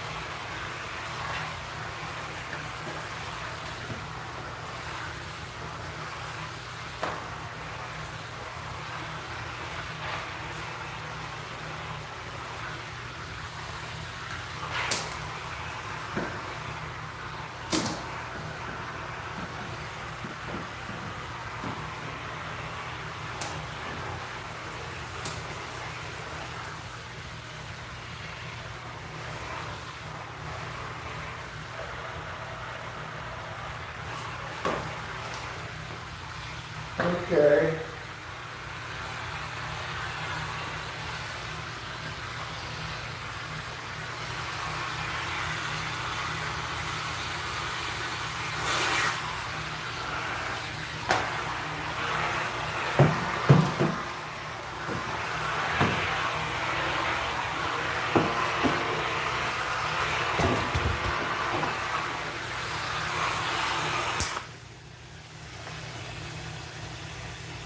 Sigourney Weaver. There's an actress you don't hear about much anymore. Sigourney Weaver. Whatever happened to Sigourney? Why did her parents name her Sigourney? These are questions that may never have an answer.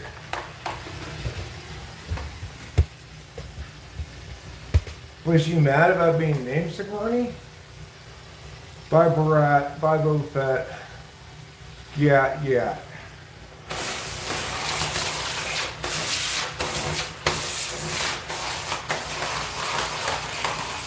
All the way from here until next Tuesday. Yeah.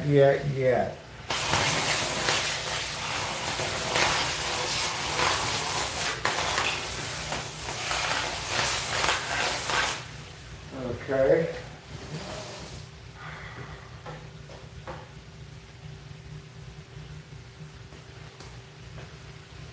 This cat has too much hair. He sheds too much. Ridiculous.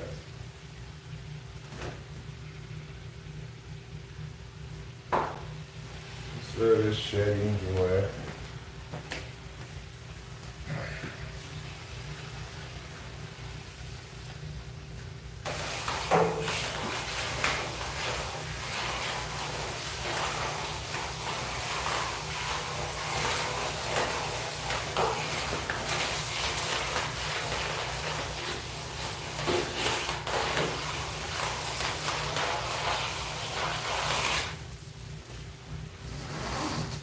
What is that?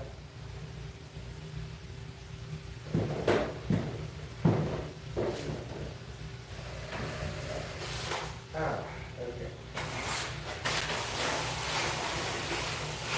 Answer to what is that is a dead lizard. Alright, we got a dead lizard, everybody. We're gonna have to clean up a dead lizard. So,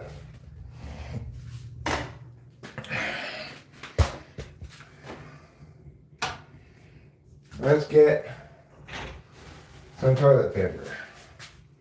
Check. And then let's get the dead lizard,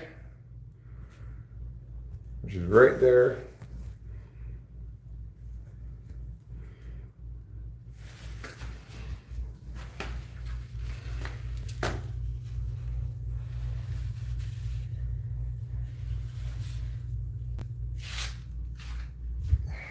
And then we'll put the dead lizard in the trash can.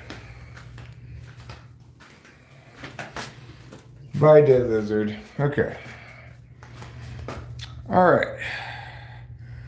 So, you guys at home who are taking notes and stuff, as a general rule, it's a good idea to throw away dead bodies you find in your house. Be they lizards, mice, or whatever. Otherwise, you just have a rotting dead animal in your house. Nobody wants that. So, what's that? Did you find any? Yeah, dead lizard over here in the dining room.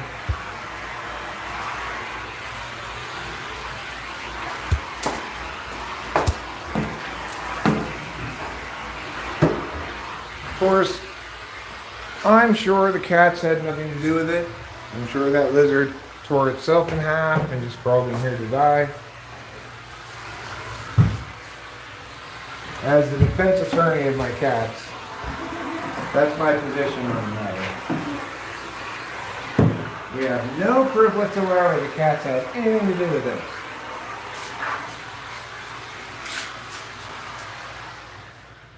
Lizards die every day for a variety of reasons.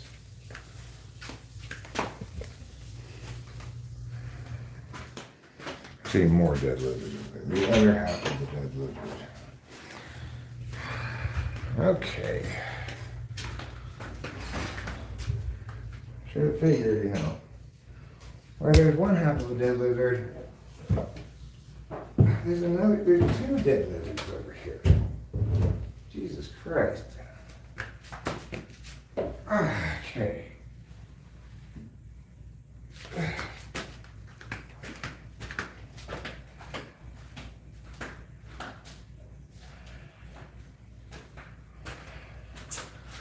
All right. What I have to say about that is, ew! Oh no! What? Just more dead lizards. Ew! Oh, what? Why are you bringing them?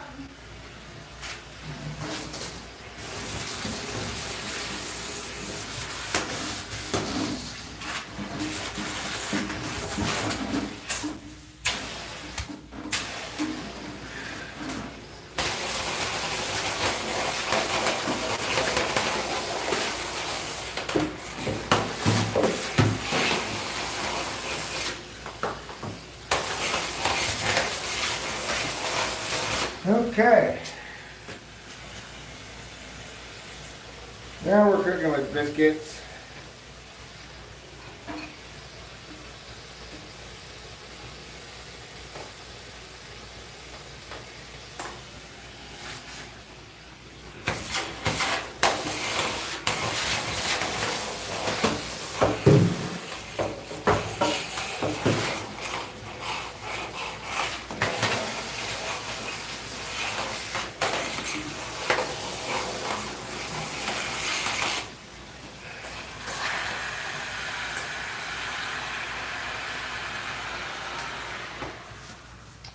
Highlight bow.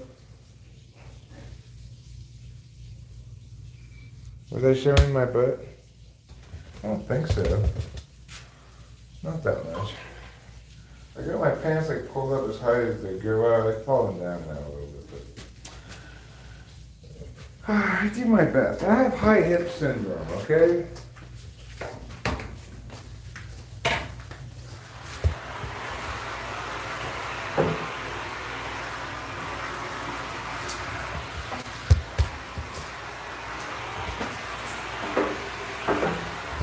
Don't be a butt crack, Karen. Are you a butt cracker, Karen? No, I'm not a butt crack Karen. I was potentially inadvertently a butt crack shower. Oh. I was telling Lightfoot not to be a butt crack Karen. Oh, like not be. They'll be like, I see you're a butt crack. Exactly. Like, oh, somebody's butt crack. And then.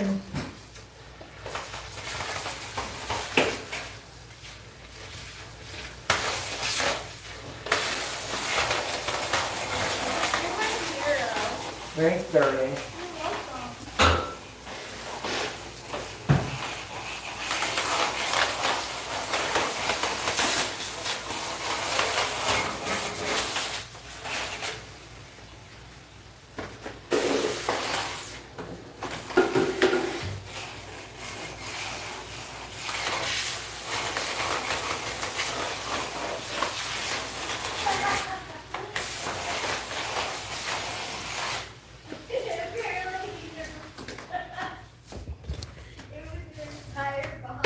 No, it was not.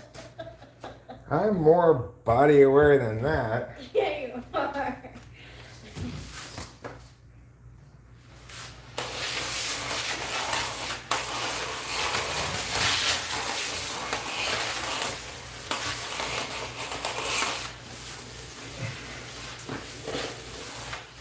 I don't think it's even very much crack. Maybe just an eighth of an inch of crack.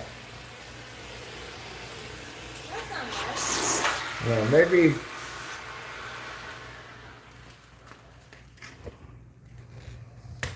More like the hint of an about to begin crack.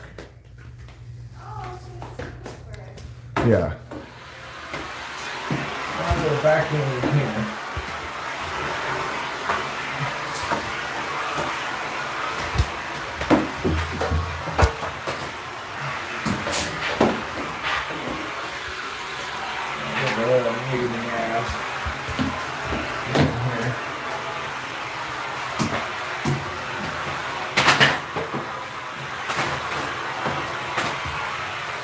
Alright, that's fine for now.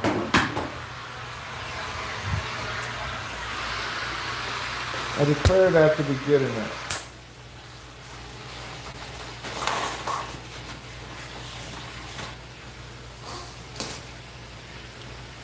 Well, you know, I could go in here without the brush. That would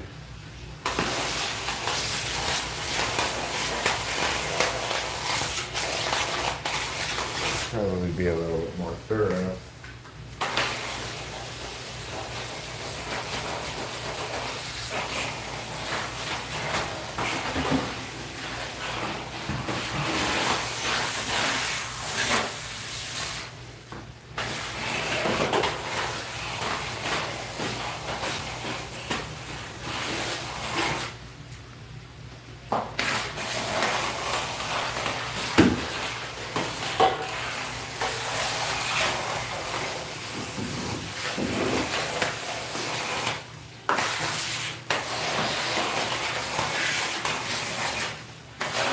Okay.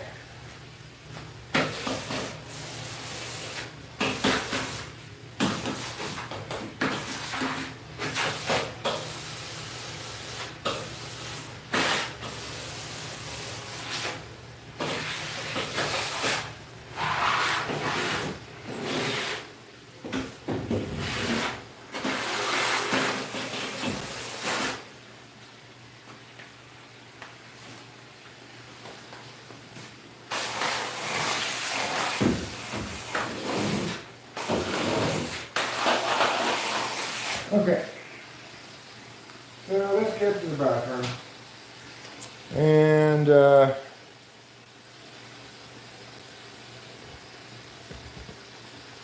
think it's good for vacuuming for now. In general. I need a mop at this point.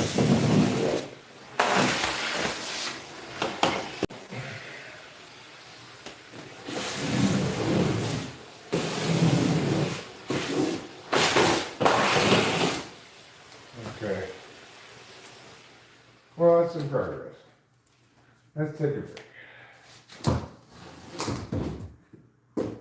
What time is it? 4 o'clock? Yes, it is.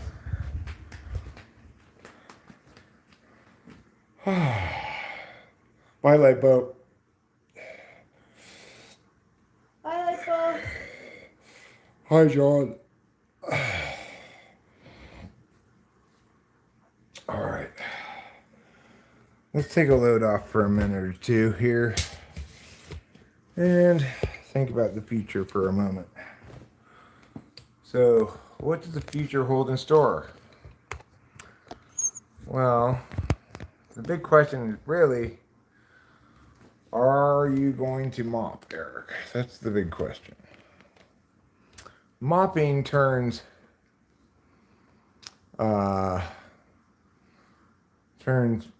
vacuuming and sweeping into the whole next level of clean. I don't know if I'm ready to undertake that whole big project, but perhaps I could just do a small portion first and, you know, work my way along in that fashion. Have I ever seen Der Untergang movie? No, I've never seen Der Untergang. Nor have I ever heard of Der Untergang.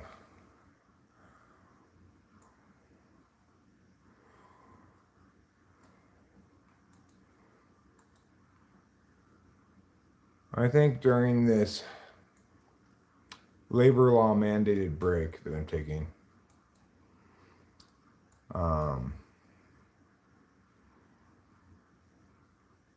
will watch the Dodgers versus the Giants, who are playing right now on Fox television. Or at least it's about to start. Maybe it hasn't quite started yet. Looks like they're showing some highlights at the moment. But in order to do that, I'll need to bring up the chat window here as perm, yeah, it's actually labor law mandated. Uh, my employer, even if it is myself, even if I'm not making any money, is still required to take a break when doing housework, provided it's on YouTube and monetized. So I have no choice. Otherwise, I could get tangled up in a whole OSHA thing, you know. That's also why you see me a lot of times walking around the house with a safety vest on, because generally people are in agreement that if you're making YouTube videos and your channel is monetized, then you're at work. And of course, that even in the home, if you're at work, you need to have a safety vest on, because everything's incredibly dangerous. At any moment, I could be hit by a car.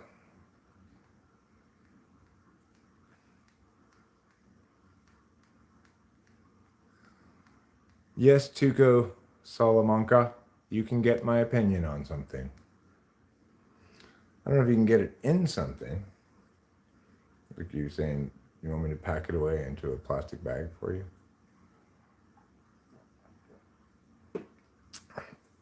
Are you hot? Is it hot in here? Isn't it?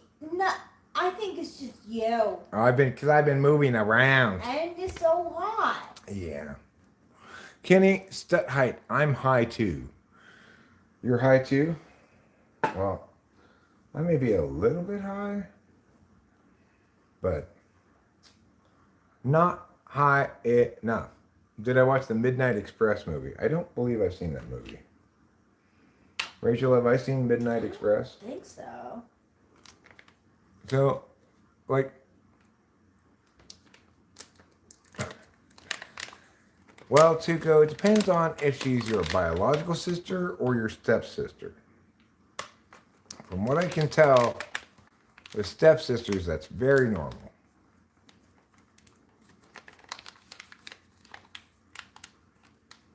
Am I anti-wall art?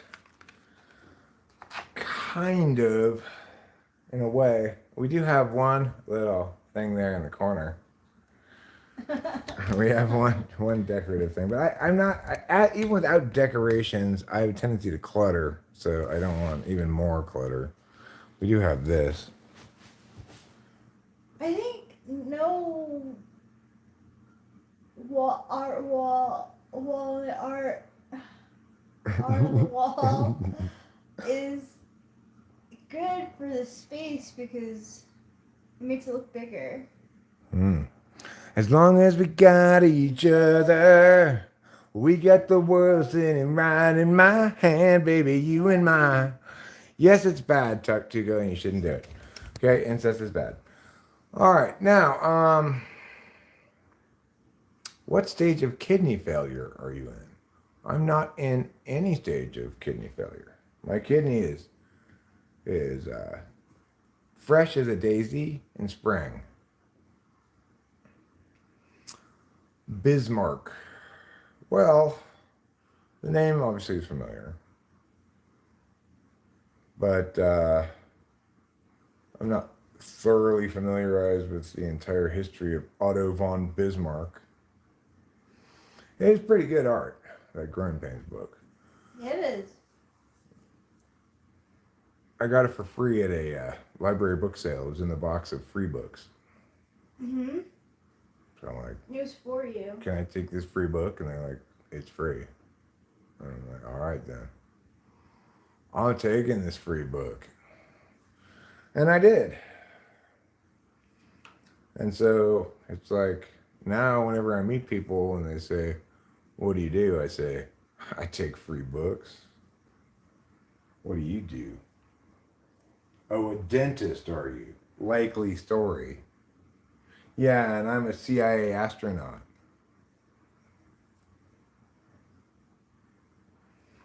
Look up the last photo of Bismarck. It's a bit soul-crushing, a commentary on aging.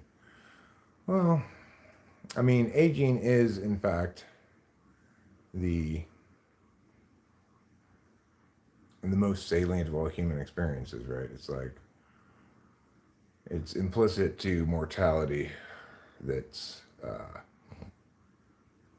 it's got a ticking clock. You could imagine a you could imagine a model of existence in which there's no ticking clock on death. That death comes from potentially some accident or other problem that emerges from, say, dietary deficiencies or whatever, but there's no necessarily age limit on it. You hit adulthood and you stayed approximately that age of like 25 indefinitely until you died. You could imagine a model where it worked like that. There are creatures on Earth that don't seem to age really. Or I mean, they get older and sometimes bigger, but they don't necessarily have an expiration date.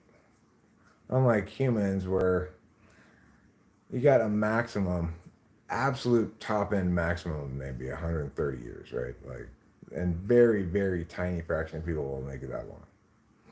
So, uh,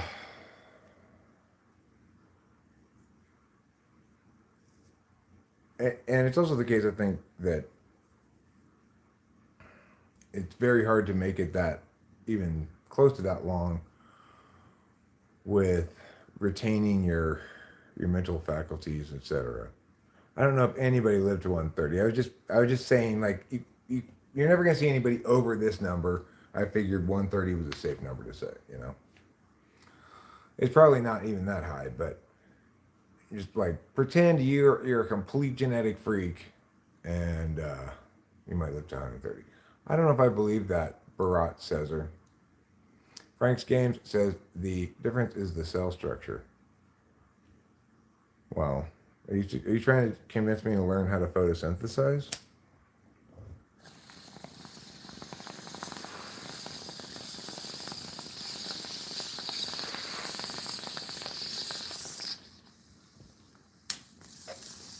I want to photosynthesize into you.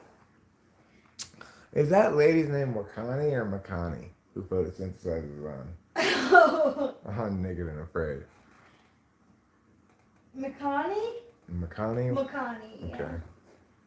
Yes, photosynthesizes. Well, Buddy Cat points out that Biden's 81 and he's senile. My mom was senile by the time she died at 85. And, you know, the last 4 or 5 years, she was not really anything left of herself meaningfully. I mean, sure, she was able to talk and stuff better 5 years before she died. But yes, I read 1984. Yeah, I've watched Alone on the History Channel. Okay, well, the point is, my dad, on the other hand, was still mentally fit at 85, but his body had given out. His eyes didn't work, his ears didn't work, his bowels didn't work, his urethra didn't work. So, you do occasionally hear of people whose mom or grandmother stayed spry until she died at 99 and was in perfectly good shape until then. That's the best case scenario, right? I don't know many people like that though. Not many. My grandmother died at 99 and she was senile by the time she died. Seems like our brains aren't designed to last that long. You know, it's like I've had to replace 2 clutches in my Mini Cooper, one at 65 or so thousand and another at 130. There's no replacing a lot of body parts that people have, and certainly there's no replacing your brain. I'm taking these things and these B vitamins, which are supposedly good for neuropathic stuff. I have a great great aunt that died at 104, and she was fine until her last few days. Well, I mean that's as top notch as it gets. So Yeah. you might be lucky and be one of those people. Most people don't end up retaining their mental acuity for more than 85, 90 years. I don't know what to make of the so-called Big Bang Theory. It's interesting to note that it was named such by somebody who thought it was silly and didn't agree with it. That's funny. Yeah, he was being dismissive. Like I don't give much credence to this Big Big Bang Bang. Theory. Yeah.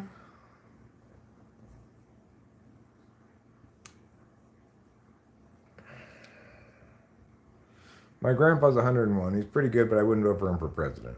But I'd still vote for Biden for the Supreme Court pick. So you basically vote for Kamala Harris, right? So you're saying. And I think that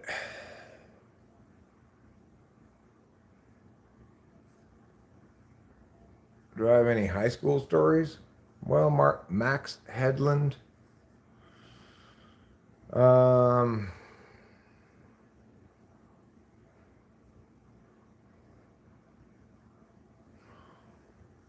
not really. Like I was a debater in high school. I competed at various speech and debate tournaments.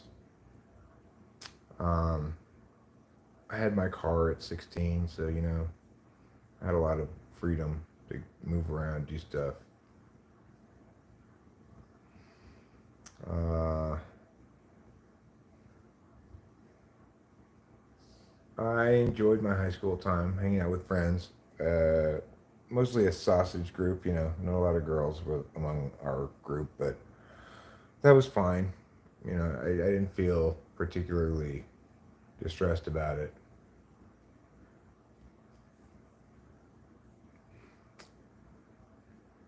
If it was more of a descriptive term, it would have been called the small quiet. What would have been called the small quiet? Barat says, my grandpa suffered Alzheimer's and paranoia when he was like 95, and it was scary. I don't want to live long enough to suffer that much. Yeah. I had a Mazda. So I suggested yesterday a video that said you should never do this if you have a cat. And it was like petting it when it doesn't want to be pet. But I want to pet my cat. Well, you got to be like, look, kitty, you want to lie right now? I mean, the thing is, yes, it might be annoying to the cat, but if the cat's coming and pushing right up against you and sits on a line right next to you, then it's fine for you to extract a petting tax. Yeah, like honestly, he doesn't respect my boundaries, so I don't really respect his. And I am a physical touch person. I like physical touch. And Okay, well, Max Headland, those kind of explanations are just pushing back, trying to push back the core question or trying to avoid it entirely. So, how did that start happening in the first place? It's always been happening. It's always been expanding and collapsing over and over again. Okay, well, and what happened before that? Nothing. There was nothing before that. So place and time are created by each explosion and then destroyed by each implosion. Okay, well, how did that circle of processes come to be?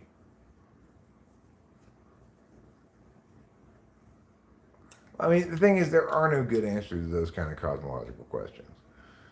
You either end up with that's just the way it is and there's no explanation. You end up with God, which is the same thing as no explanation because you're still pushed back to the same question. Well, what about before God? Well, there was no before God. Okay, well, then that's the same as there was no before expanding and contracting. We can't conceive of a meaningfully existent universe that doesn't get mapped on a timeline in some fashion, right? So any explanation that's going to be satisfying to us intuitively is going to satisfyingly address that intuitive presumption that anything understandable is occurring on a timeline, either as communication event or as an actual event. It can be like sequential or it can be kind of fluid, but is the law of conservation of energy even true?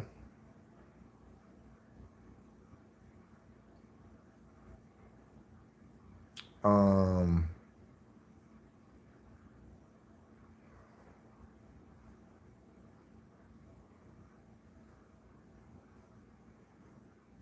well, that's the thing, Barat, is that all of these cosmological questions, if we're going to be meaningfully informed about them at all, we have to remember that they are communicative questions, really, rather than experiential questions. Although we'd like to know that our explanation links to concrete phenomena in the universe. Ultimately, the possibility of asking such a question, let alone that such meaning anything, is all predicated on observation of individual human beings.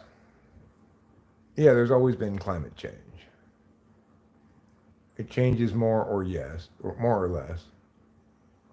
It's the law. It's a law, whereas the Big Bang Theory is a theory. Yes, the law of conservation is real.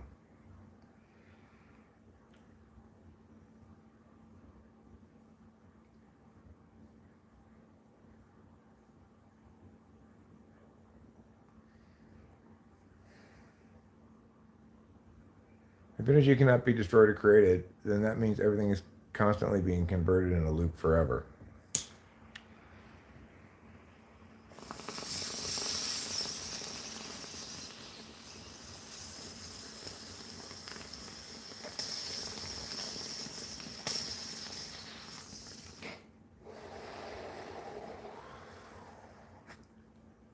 Well,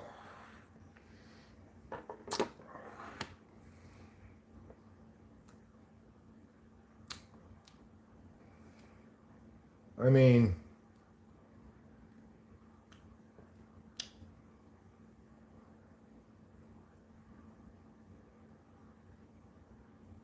there's nothing wrong with your logic. There's nothing wrong with your logic, Max Headland. But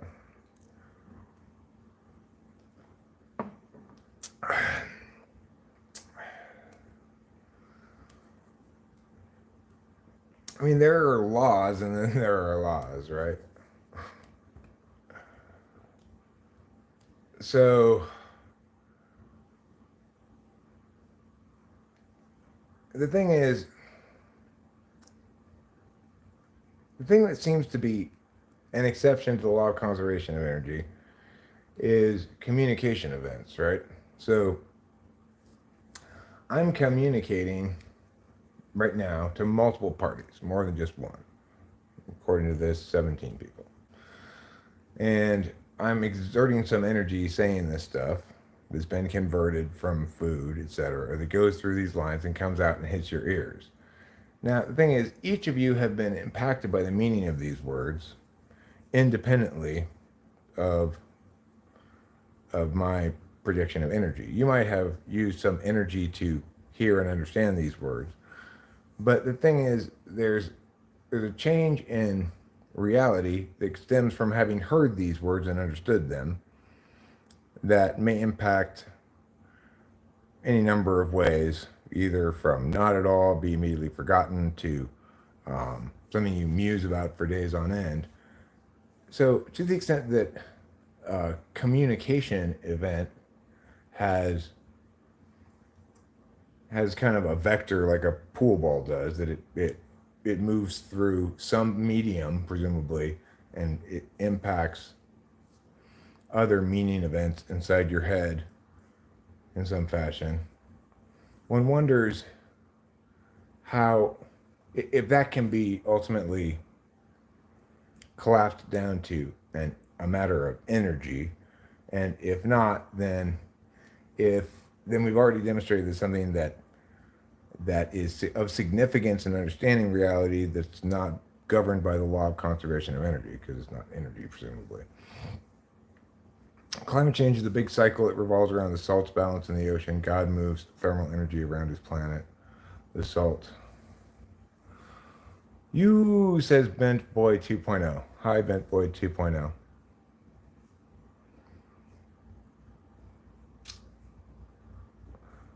I mean, the thing is, the idea that there must have been a first cause is contradictory of itself. The mechanism that it claims requires a previous cause precludes the idea of a first cause, right? So it's the idea of a first cause argument is it inherently double binds itself, it's self-defeating.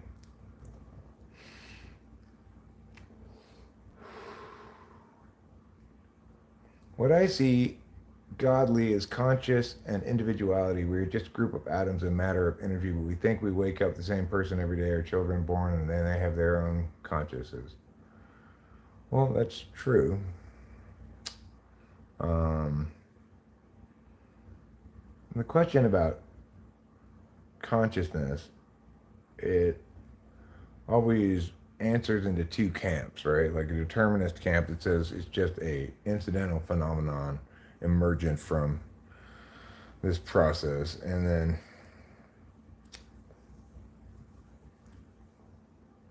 what you might call the mythological camp, those who understand the identity of the individual as having some significance, depending, potentially understands things as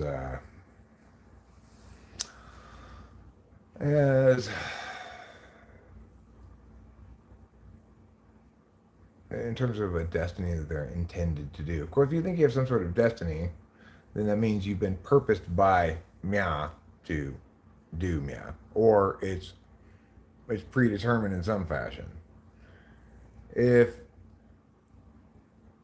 it's, you could also envision like a destiny that's an expectation of you, a possible reality that it's up to you to fulfill or fail to fulfill. In which case, it's not predetermined, but there's still some purposer defining that purpose for you.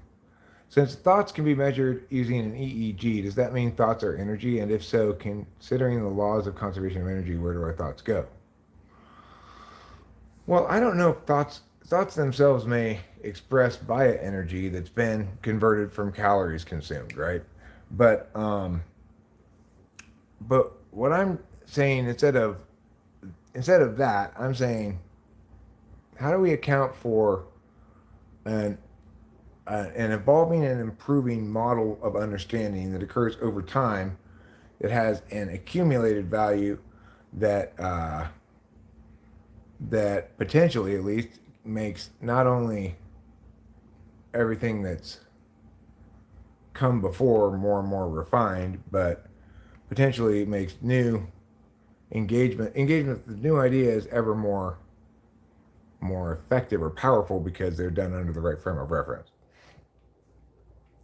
So in that case, you're accomplishing some kind of work in terms of your modeling of the universe that can be measured as, in terms of progress, it can be measured against some kind of norm, like you want your explanations and understandings to intuitively make sense to others as communication events, to be subject to scrutiny and withstand that scrutiny, etc. Whatever your measuring sticks are.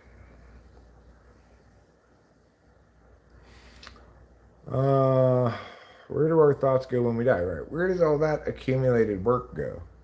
So I've spent all my life building up an improving model of what kind of words are gonna successfully do the job they're supposed to do. Which means I spent many years, for example, understanding that if I'm going to meaningfully engage a topic, it's a good idea to establish what my framework is. In this case, I'm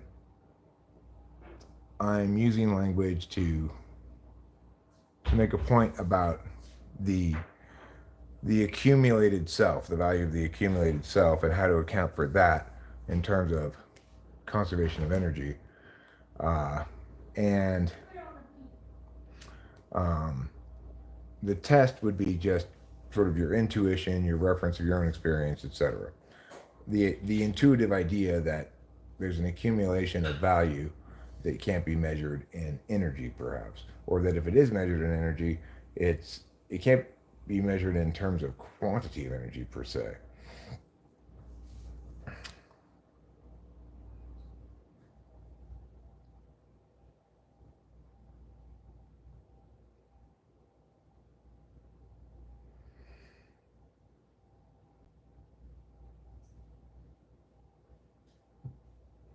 Jonathan Earl says, but don't forget the Indians, known as the Native Americans, got here through the ice bridge during the last ice age. I mean, so it's posited. I mean, do we really have any way of knowing that? How some people got to America thousands of years ago? It's ridiculous to presume that we know that they couldn't possibly get across on a boat or something. They were people too. They were pretty ingenious, you know? I don't know. It's so metaphysical. We can't do a test on it. We can't like control it. We can't delete someone's individuality. At first, we were energy. What happened in a cell gained individuality and started to think.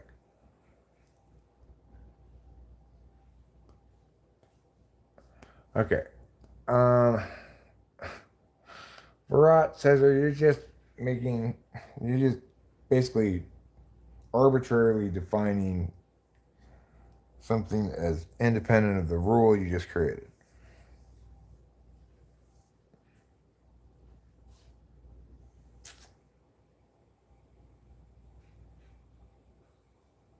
Supposedly, there was once upon a time. No, life's lesson. Look, we have explanations by people who have sometimes good reasons for those explanations. The reason why there's a presumption that people came across a land bridge is twofold. One, there's an indication that, say, the continents used to be closer together, that land used to be different than it is now. And two, there's a presumption that there's no way, quote unquote, primitive predecessors of current humans could have made boats adequate to get across the ocean. Except we know also that Vikings successfully got across the ocean in pretty shitty boats, really. So are we so? Yeah, those are the basic reasons why there's this land bridge theory. But that's not. Those aren't good reasons to conclude that's exactly how it happened, right? We don't know what happened. Nobody knows what happened thousands of generations ago, you know? It's ridiculous.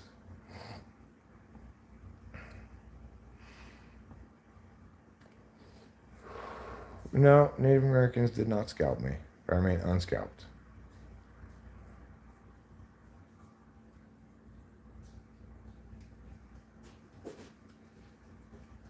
Okay, well,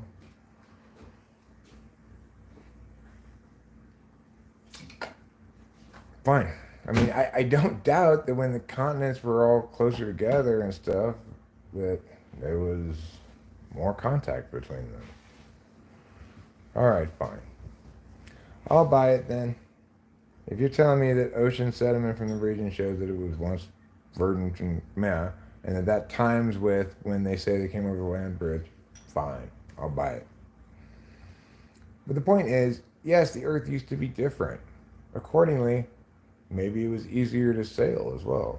Maybe they didn't come over the land bridge. Maybe they came from over here, from the bottom. You know, the point is, human archaeologists and stuff, they dig up fossils and stuff, and they go, and here was the beginning of human civilization, and then they keep pushing it back, right?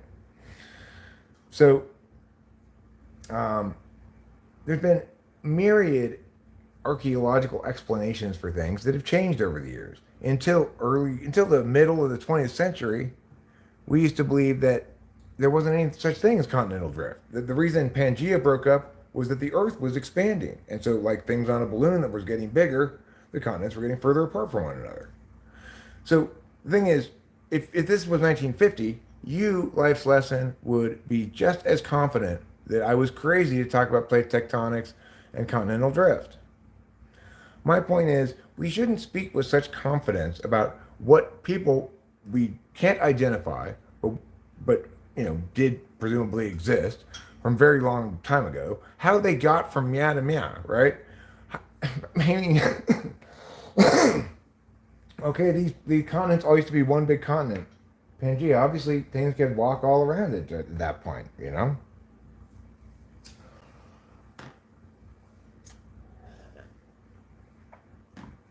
Archaeology is trying to make its explanation fit an understanding that says humans emerged somehow in Africa at some point and the diaspora occurred from there. But I'm not convinced that's the case. And yeah, I've looked into plenty of such things, you know. Um, there's no reason to conclude that absence of evidence is evidence of absence. It's just an appeal to ignorance. Just because they haven't found fossils of the same age in this other part of the world where fossils aren't nearly as well preserved doesn't mean there weren't people there, right?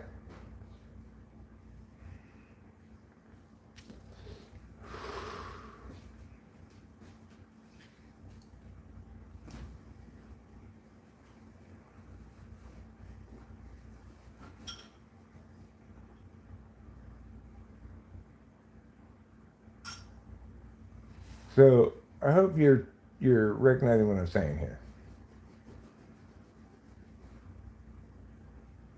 No, that was in fact the standard. That was the standard explanation. And then one guy had a theory called plate tectonics and continental drift that was dismissed as pseudoscience until finally somebody came up with a good test for it, which is a pretty smart test. And that test was this. Um, all right, if in fact the Earth is expanding, then all of then all the faults should go like this, right? Whereas if it's plate tectonics and continental drift, then we should see jagged faults. And when they actually went out and looked, they were jagged faults, and so it was concluded that in fact continental drift was correct. But that's basically the main primary reason why people currently believe in continental drift is because of that one test. I have a video on the subject, so in this instance, I'm gonna tell you what you told me. You need to look into that more.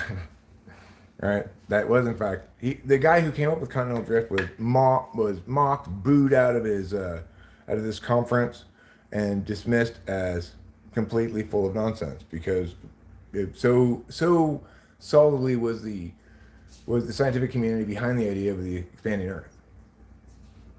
I can find you the video on my channel about it.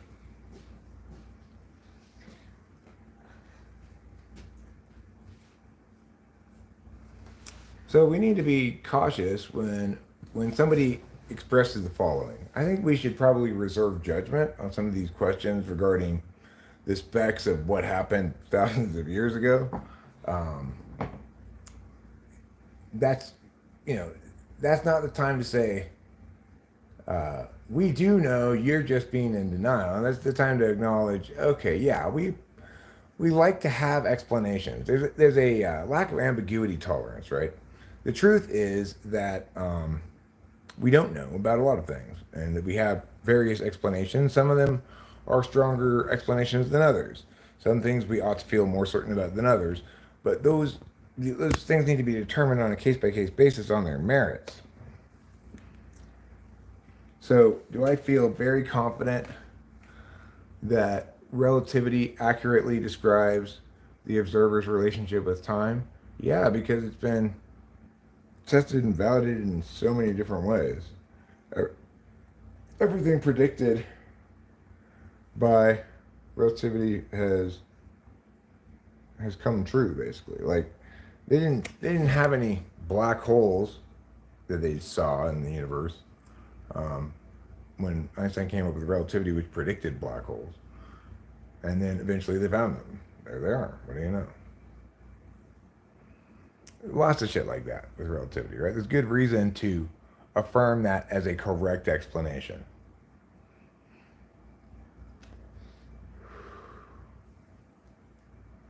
Aren't ferns a mystery how they're on every continent? I don't know.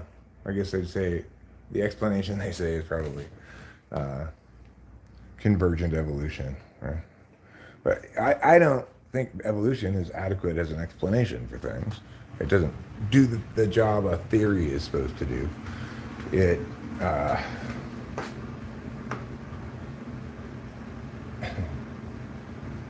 it just sort of annexes genetics and says, and then somehow, yeah, happens.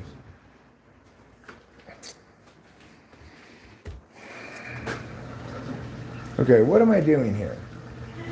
What am I doing? Eric, you're just fucking around, you don't even know what you're doing. I love you. Thanks, darling. Thanks for loving me. Of course I love you.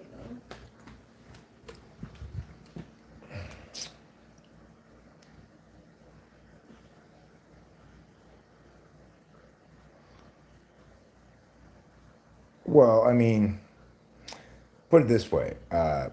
We've seen areas of space that we've identified as such, and we've checked and noted distortions and orbits accordingly, and the math is tested out. So what you'd be correct to say is we've never seen another thing that's been predicted, which is white horse. The thing is, the data that does exist does validate it. They found sperm cells inside King Tut's stomach. Really? That's odd. I guess, how did he die? Does anybody know how he died? I'm curious. That's so gross. Why was King Tut? Who knows? No explanation.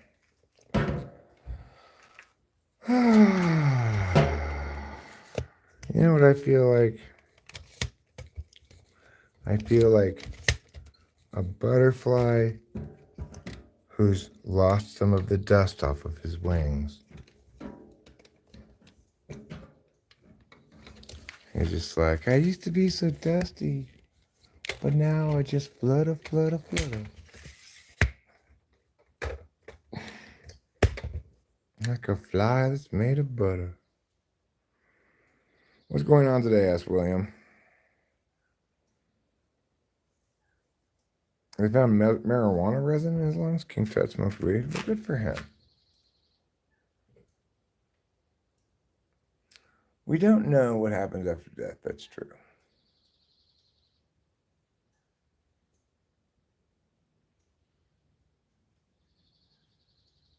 Well, I mean, it does make intuitive sense, life lesson. So that's a good example of something that makes intuitive sense, but turns out to probably be wrong. And the reason it's probably wrong is because that test that I mentioned, that also makes good intuitive sense as to be definitive on the question. If it is expanding, in fact, fault lines should all go inward, right? But they don't.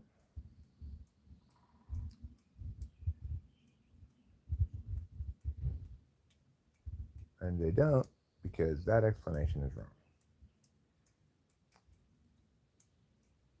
Now, doesn't mean I'm 100% convinced about plate tectonics.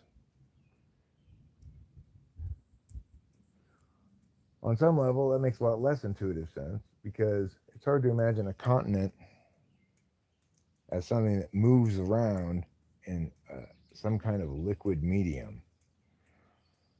But what we know about like dirt under the ground and shit is it does have a fluid dynamics to it. That's why rocks keep coming up season after season in land that farmers have cleared the rocks of. But it is less intuitively gratifying than expanding Earth. Expanding Earth is easy to visualize, easy to imagine. If you want to explain the seasons to somebody, best thing to do is to get a lamp and some kind of sphere, like a basketball, and show how if it's tilted, a sphere with lines on it so you can tilt it. If it's tilted like this, then this part gets more sound. Tilted like, like, you get what I'm saying. So, you can intuitively explain to somebody the seasons if you presume that we have a approximately spherical Earth. You don't have nearly as intuitive explanation for the seasons if you believe in a flat Earth. But in that case, um,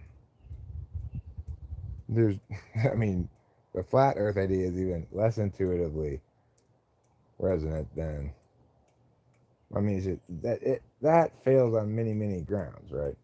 There's just so many explanations that we have are predicated on the idea of these heavenly bodies being approximately spherical, and when we treat them as such, and what evidence we attain, etc., is consistently consistent with that, um, and inconsistent with an alternative. So, good reason to believe that. In contrast to the shape of the Earth, plate tectonics or expanding Earth is the answer to a very specific question, which is we observe what appears to be continents moving around because it appears that they, at one point, all fit together into one big continent.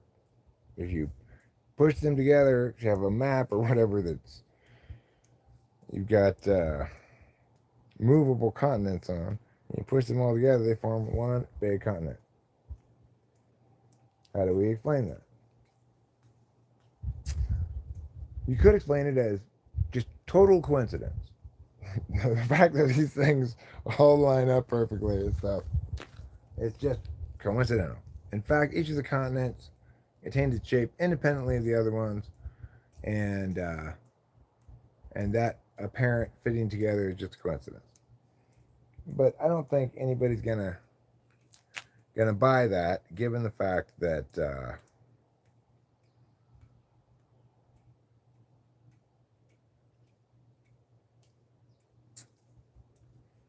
well, I just don't think anybody. I don't think people are gonna buy that it's a coincidence. It seems like they fit together, they probably did, right?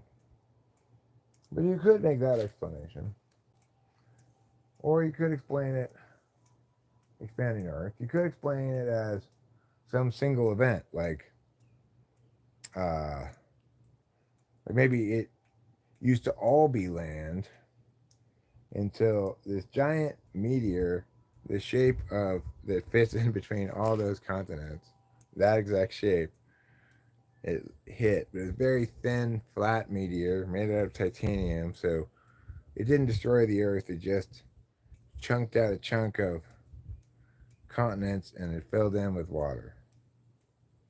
You might say, where was all the water before that? Maybe it was all frozen before that. I don't know. So that if that were the case, then obviously you'd expect to see big mountain ranges on the outskirts of that thing where that shape fell down in, except maybe it would have eroded over time by getting splashed by all the waves. Thought about that? So there's a lot of possible explanations. Maybe, like the aliens who were putting the world together, they originally had it all as one continent, and then they took a vote and they're like, no, we want more water on this planet than that. Or we don't want all the water over here and all the continent over here. So let's cut it into, yeah. And they said, well, cut it random looking so, it doesn't look like squares and triangles and shit. And so somebody just cut random cuts, but they still retain their similarity to each other. And they said, well, what are the people gonna think when they see it? They fit together, and the aliens are like, they'll figure something out. They'll come up with their theories, whatever. It's good enough. And somebody's like, well, couldn't we just maybe like mirror this one, flip it around, and It's like, no, Bob, they're gonna be super suspicious if you do that. They're gonna know somebody purposely flipped this one around. It doesn't make any sense for it to be mirror imaged of itself. Just make it look like they fit together, and they'll come up with some theories about it. And then here we are, years later, arguing about it.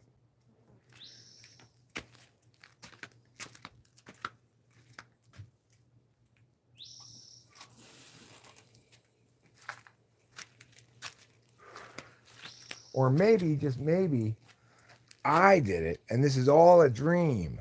You're lost in a dream right now. And I'm the Sandman, empowered to define all your dreams while you're asleep. You've been abducted by the Sandman. I became the Sandman because early on I knew I had a deep passion for sand.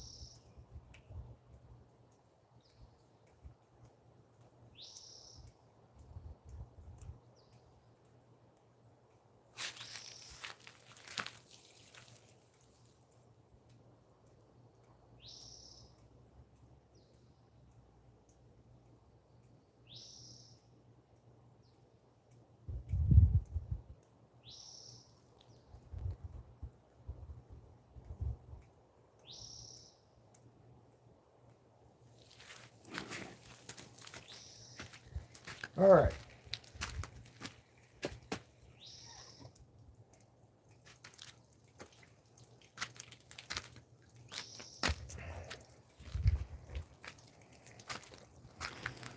The thing is, volcanoes, um, earthquake fault lines, stuff like that, it's all more consistent with plates moving around than it is anything else.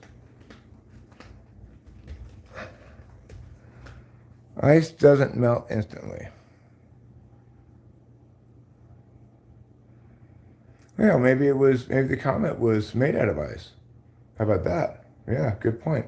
Life's lesson. Maybe that big shaped chunk of thing that hit the Earth was the ice. It was originally a lot bigger than that, but it mostly burned up in the atmosphere.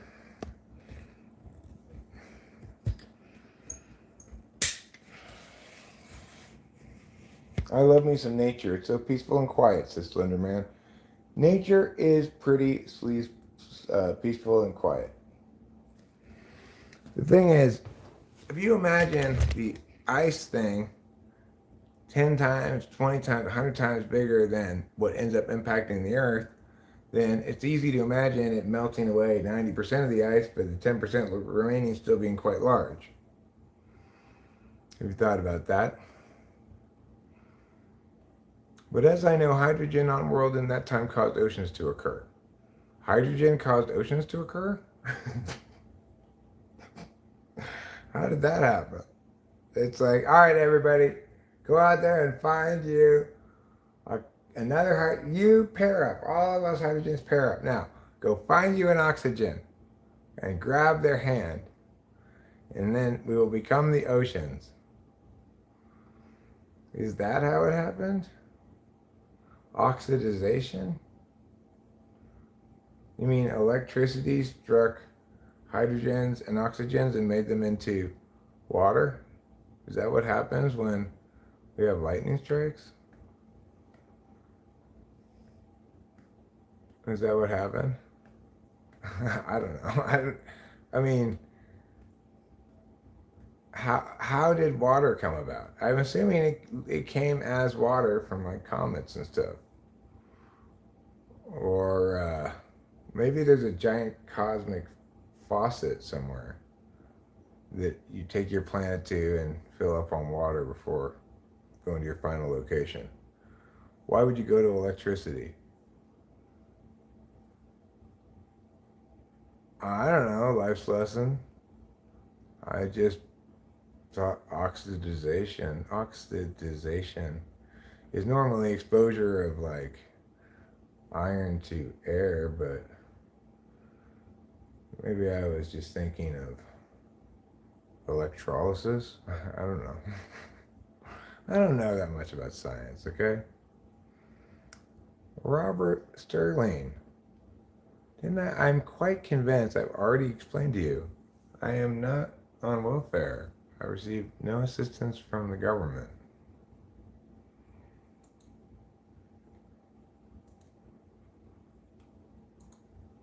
So you're going to have to go on a timeout for failure to learn. Langoliers is next to go, you watch. Who did the A's trade? Did the A's trade somebody? Did the A's get rid of Miller? Why? Why would they do such a thing? Let me see. Let me search for the A's.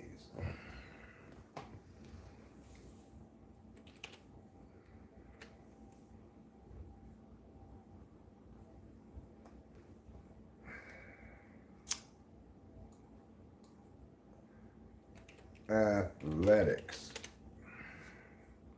Oakland Athletics.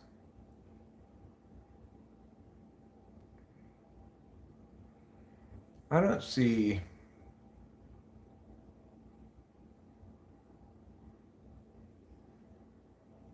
any article talking about Miller being traded. It doesn't look like we traded anybody yet. Unless that news is brand new.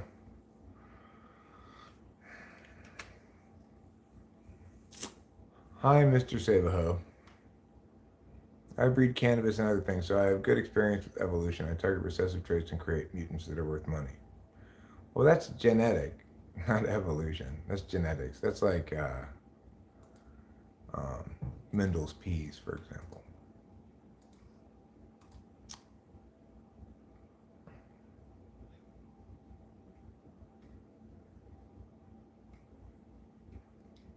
Genetics takes advantage of variations within an existing genome. Evolution presumes mutation.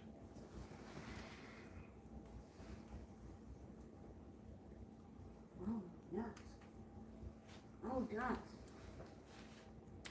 No, I mean, the difference between genetics, which says within an existing genome, there's variation that you can exploit, there's sport, etc.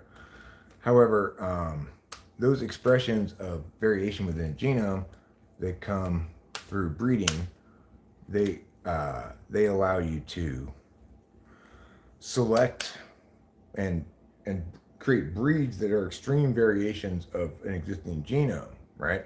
But what they don't require is for selection of mutations.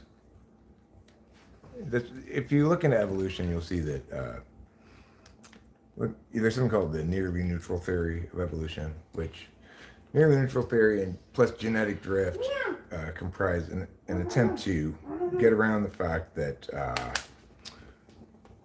that all our observations and data falsify the idea that they're positive mutations. So to get around that, they've generated a couple of concentric circle style workarounds.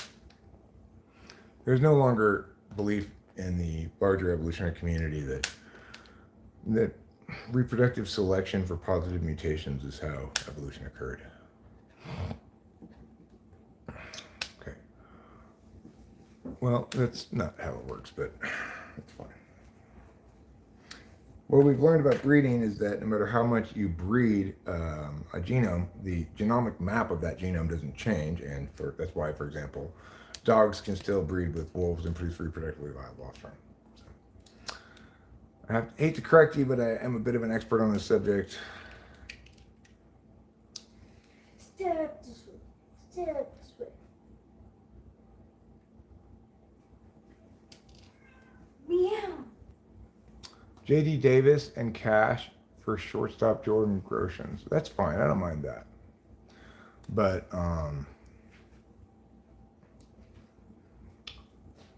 I don't really feel like arguing about evolution at the moment The thing about evolution that I guess you're not getting in life's lesson is that it purports to explain where species came from.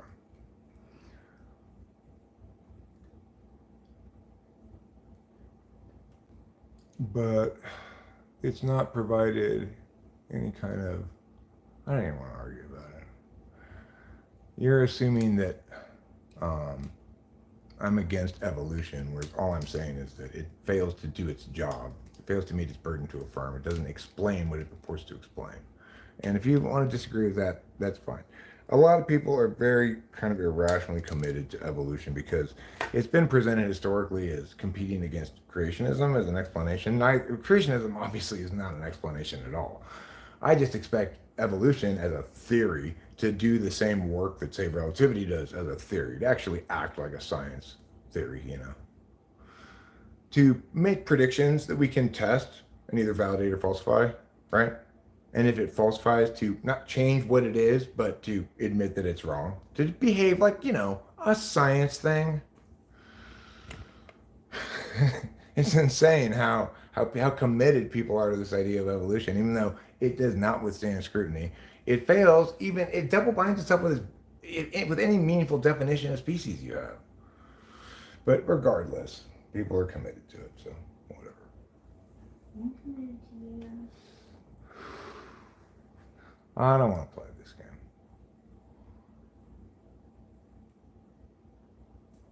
I've argued about it too often.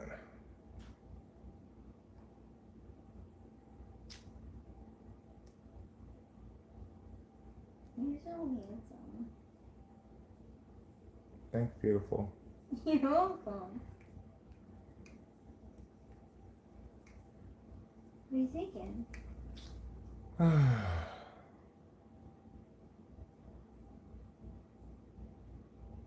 I'm just annoyed. You know, smart people come in and they're so committed to this narrative of evolution. And they don't know why. They don't know what it is. They've not looked into it really. They can't distinguish between the varying components that purportedly make up evolution's disjointed explanation for things, which include gradualism, punctuated equilibrium. It includes genetic drift. It includes the neutral theory, the nearly neutral theory. It includes Darwinian sexual reproduction selection. And it needs to include bottleneck and founder's effect. It includes a myriad of parentheticals trying to explain why, well, if that's right, evolution, then why does the fossil record show this here? And evolution goes, oh, because, yeah. Well, if that's right, then why does the math not work out? Oh, because the population had to keep getting very small and then big again, small and big again. Okay. All right. Well, so how many generations would it take us to speciate fruit flies into something else? And is that generation evolutionary rate consistent between species? Oh, well, we don't know. We have no genetic clock. So what predictions do you make that we can actually test to see that we can what can we speciate? What has a quick enough reproductive cycle that we can actually speciate it? Oh, well, nothing. Not really. All right. So why aren't dogs different species from each other, even though we've been breeding them selectively beyond the scope of which nature ever could, and in contrary to the actual evolutionary forces, which move things back to the genomic mean? If we were to all disappear and there'd just be dogs be let loose, you wouldn't develop independent populations of Chihuahuas and Great Danes. All the extremes of the dog population would die, and you'd go back to some sort of middle dog, right? That's the truth of the matter. So if we were to understand any kind of selection of reproductive processes, preferable or unpreferable mutations is somehow being involved in the process, how exactly is it that a mutation is sufficiently positive to give one individual so much reproductive success that it changes the genome of the whole species? Well, it's because the population gets pared down to just two individuals who then reproduce, and that's where the new species begins to come from. It's called the founder's effect, or the bottleneck. And this happens over and over again for each mutation change? Can we come back? Can we generate some kind of map backwards showing which how this thing became that thing? Like, can we show first it developed this trait, then this trait, then that trait? Can we do anything like that? Can we do anything meaningful with this explanation at all mechanically? No, we can't.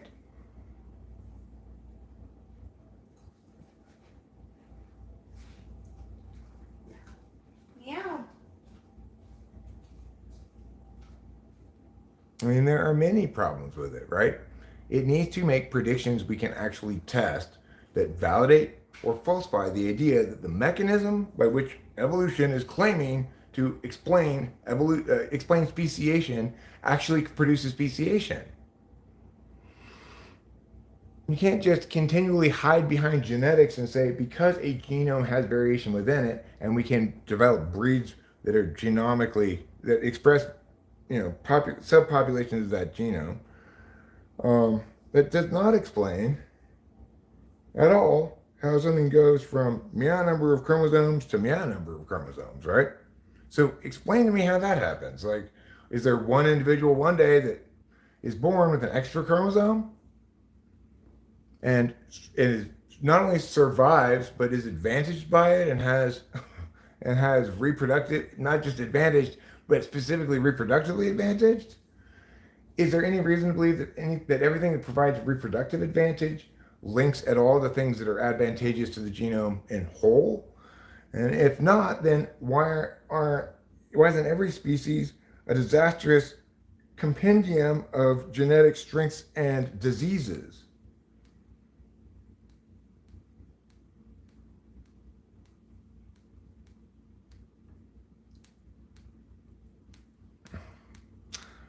So the thing is, people don't want to answer any of these questions meaningfully. What I'm asking for from evolution as an explanation is the same thing every other science explanation gives us: ways to validate and falsify the idea that genetic change over time, selection of preferable genetic expressions over time, creates different species. It's like, if you cannot provide something that we can test, we cannot provide something concrete that we can go, okay, if this idea is right, it should take meow number of generations for meow to happen. If you can't do anything like that, then you're not meeting the terms of what it means to explain something.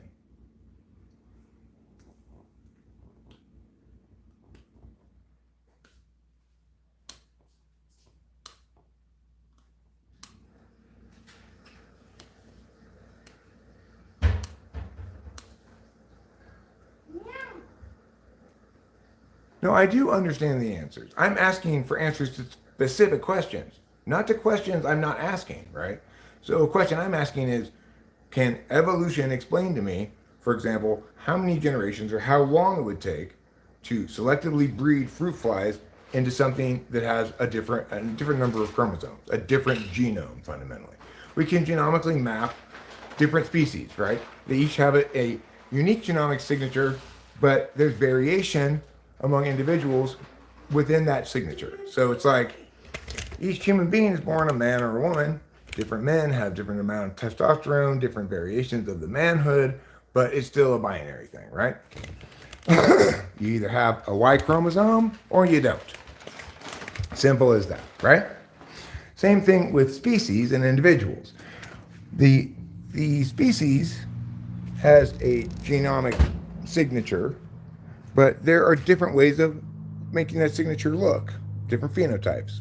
That's the idea of genotypes and phenotypes, right? All right.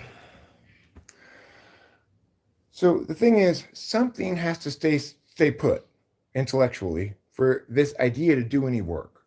Either a species is clearly defined as a thing with individual expressions of that species, that nonetheless each individual is of that species fundamentally because they're expressing the same genomic identity, just a variation of it. Or, in fact, this part is variable. There's no single genomic identity. It's constantly evolving and changing, right? So what evolutionists want to say is that in fact, no, Eric, yes, man means has a Y chromosome, but also over time you can change. You can change into a partial woman or a full woman, but you just defined it by chromosome. So I can't change, right? I'll always have that Y chromosome. I won't ever be two X's. Yeah, but you can make yourself look more like a woman. You can blah blah blah blah. Okay, but that's not how you defined woman. Same thing with species and individuals of the species. And so accordingly, we have to have something stay the same. If the variation occurs on the individual level, then it doesn't occur on the special level. And this is required intellectually for the words we're using to do any meaningful work. Otherwise, you're just equivocating. You're changing the definition when convenient for your own purposes. And no good thinking is ever done that way. I'm not opposing a good explanation for species, right? I would love to have a good explanation for species. When I started looking into evolution, I was looking to understand it because I originally, when I was a kid, thought I understood evolution. And then as I got older, I realized there were things about it that I didn't get, didn't seem to make sense. So I started looking into it, trying to learn what the explanation was so I could understand it. I'm not a stupid person. I did my best to understand it. What I learned over time is that it's bullshit.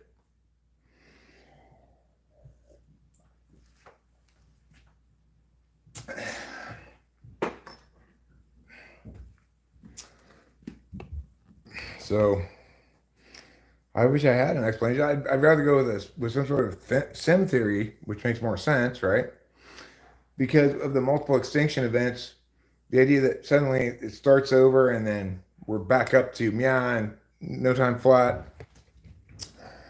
the Cambrian explosion, the apparent lack of ongoing evolution, and the mathematical impossibility of evolution once population gets to a certain size, especially if you get disparate populations in different areas. The realities of that things are pushed back, that evolution exists in the sense that it kills off deviation from the genome beyond a certain point because that's invariably negative. That's why we have the nearly neutral theory, because they can only find things that are nearly neutral that deviate substantially, aka are mutations of an existing genome. So it is true that we see epigenetic change, and that does change the genome over time, but it only introduces genetic sicknesses to that genome. And so what we can conclude is that a genome over the course of billions of years is going to gradually get weaker as more non deadly mutations enter into the reproductively viable expression of the genome. And that is, in fact, what we do see. That's why there's things like sickle cell anemia and stuff like that that start in one place and then enter the genome over time because they don't kill the person before they're able to reproduce. So, lessons learned. The thing is, what I want you to do, life lessons, is to learn some life lessons today. You've not encountered somebody who can speak so intelligently about the subject as me before. You've not encountered somebody who negates evolution nearly remotely as effectively as I do. And accordingly, you're stuck in some kind of old responses, right? Like, normally, somebody's wrong because of these reasons. Not the case here. This is a great opportunity to swallow your pride today, learn a few things, take this with you going forward, and do to others what I have done to you today, which is school you on this important subject.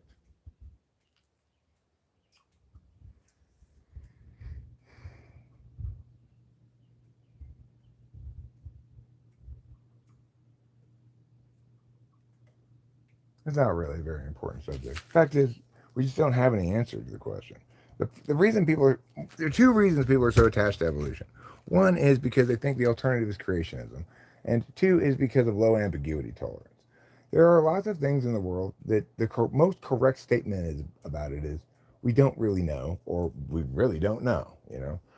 One of the two. Some things the correct statement is it's almost certainly yeah, we probably do know. And maybe for a few things, it's definitive. But in every instance, remember that Such statements are indications about what words we should agree on and why. They're statements about what words we should agree upon, and there's implicit in those statements some kind of why. There's an implied criterion that we should be using, or sometimes it's stated explicitly to determine what kind of statements we should affirm. In this case, I've stated explicitly the framework that evolution needs to produce the following normal theory things that we can test and validate or falsify if we're going to give it, if we ought to afford it any legitimacy. That is correct, what I said there.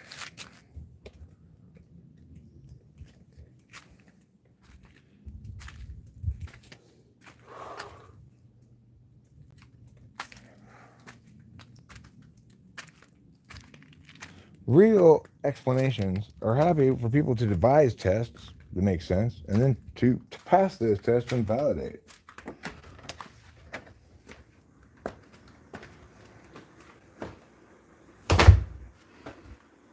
Because that's what science does. Hypothesis it makes. It tested with the testing way.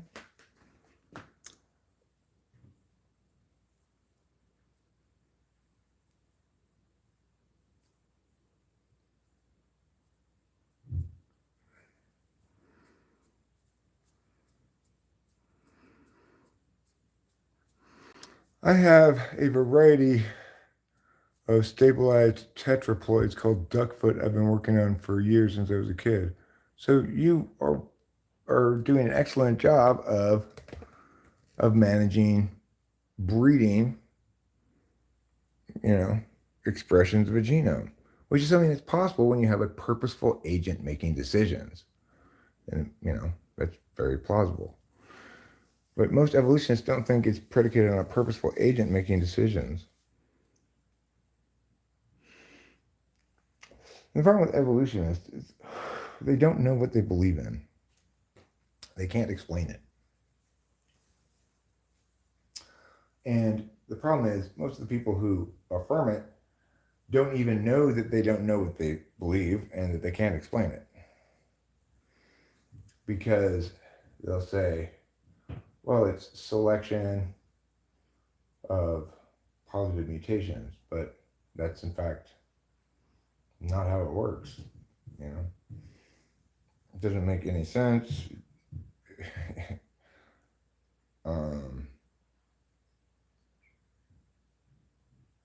All the things I already said,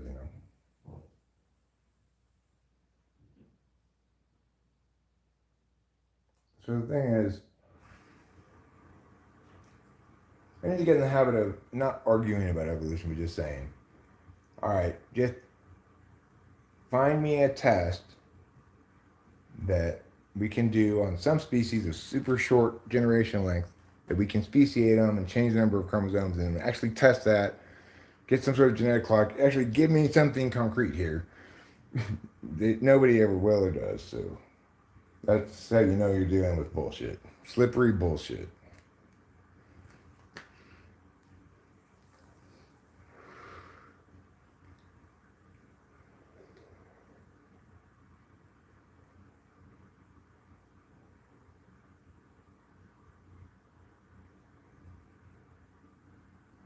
If it's possible for natural processes to speciate all of the species in the 10 million years that it did during the Cambrian explosion, if it's possible for nature and its randomness to do that, then surely, because that means that some of those species came about not in the full 10 million years, but just in a million years or 2 million years, right? They didn't all occur gradually over the course of 10 million years. They just all appeared sometime during these 10 million years.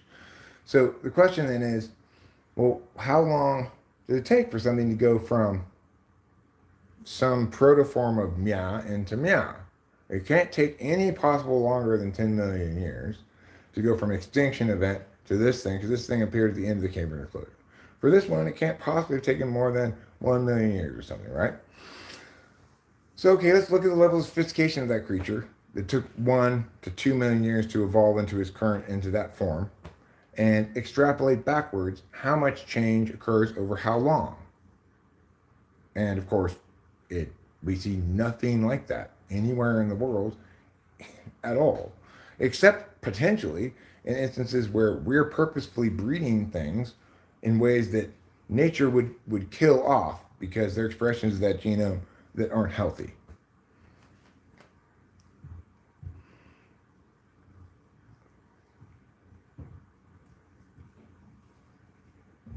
Well, the thing is, we've not been able to turn fruit flies into anything but fruit flies, right? We've never been able to turn them into a different creature, no matter how hard we breed them. Every time we see an instance of an individual born of two parents, it's always an individual of the same species. It has the same genomic signature. It's reproductively viable with other members of its species, or wouldn't be the same species. And accordingly, um, there's there's no reason to believe that. Well, sure, that Jonathan Earl, fine. CRISPR, we can genetically engineer things. That's not them occurring naturally over time via mutations that are somehow preferable enough to take over the entire genome of species. It doesn't make any sense when we see actual evolutionary pressures working the exact opposite way, killing off variants of the species. How in the world do you have something like a giraffe that that evolves to that form, right? Either it needs that long of a neck to survive, or it doesn't. How do how does like a cow come out of a whale? I mean, just like provide me a mechanism that I can test that says like, okay, we will be able to change it from a fruit fly into a mouse in this many years. Now, we're not going to be able to test it for that many years, even though fruit flies have very short generations, but you'll be able to see the beginning changes to a mouse in this many years via breeding only, right? And this is, again, with humans purposefully selecting certain things to breed. So, purposely expressing the genome in ways that nature wouldn't permit. So, if you're saying that, in fact, that's how species came about, then you're saying somebody purposefully bred these species. At, at, and that's assuming a lot of stuff that is contraindicated. But um, remember, there are no natural pressures that selectively breed for shit that doesn't have any advantage, even if we want to accept the notion of positive mutations, which we never see.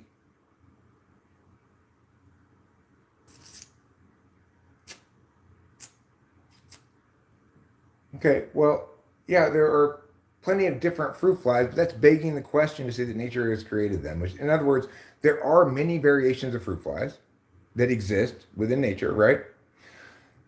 And to the extent that they're different species, then you're saying they evolved to be that way. We're not going to beg the question, okay? Don't beg the question.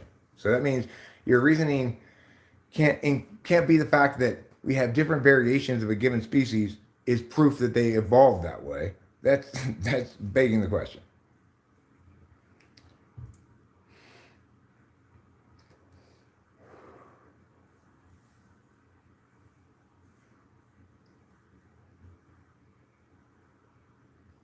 Okay, Barat, yeah, I know you're not saying anything relevant to the conversation at hand.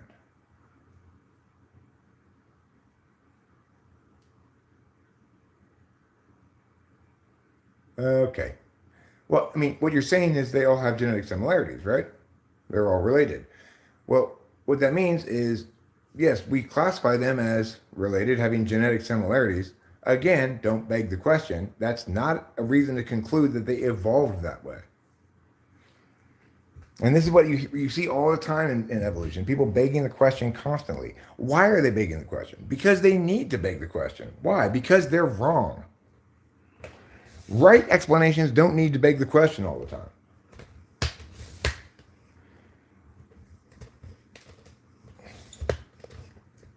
Okay, well, I agree that's an interesting question. I mean, we could always say, why don't we see a fossil record of intermediate species? We could say,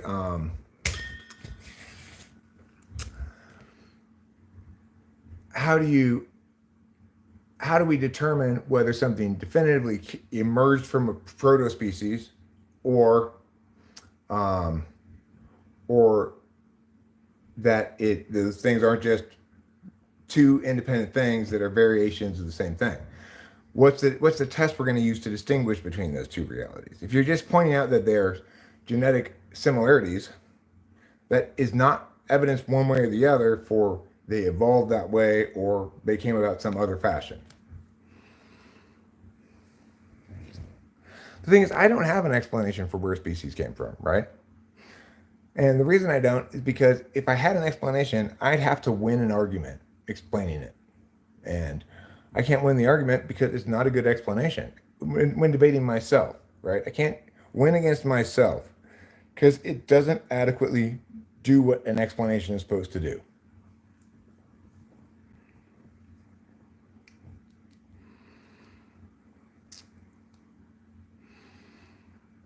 Jonathan Earl says, something magical and incomprehensible happened on this planet. Dirt became alive. That's pretty wild. And the thing is, the fact that human beings can at this point, using CRISPR and stuff, genetically engineer something that might qualify as a new species, that's not an indication of evolution. That's an indication that maybe all these species were engineered by someone or something, you know?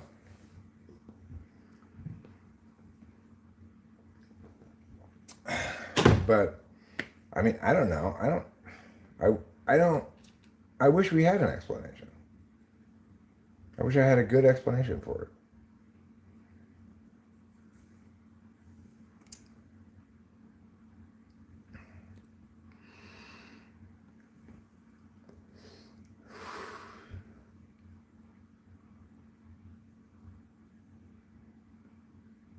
Species is a dirty term of convenience, not a rigorous a priori concept. I mean, it's an intuitively evident distinction, though. Like, deers and bears are different somethings. They're both animals. They're both mammals. They're not all deers and they're not all bears. I'm not sure we should be messing around with CRISPR either. Apparently, it's not as clean as the press releases would have us believe. That in fact, when you use CRISPR, it does damage sometimes to strands of DNA far from the genes being edited. So we're not sure exactly what's going on with that, but one can certainly imagine a world that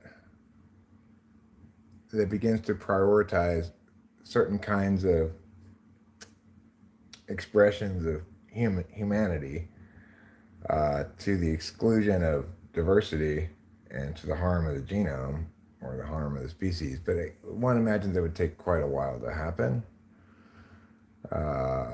because I don't know, unless the technology got a lot more sophisticated.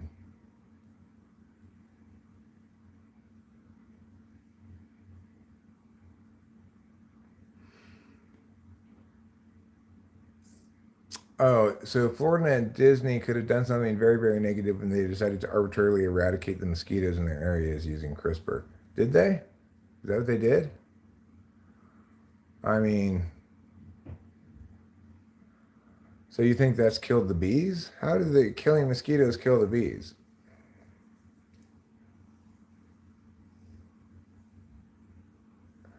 I mean, there's a lot of there's a lot of shit going on right now technologically that is unprecedented. We're not sure how that's going to play out, particularly AI.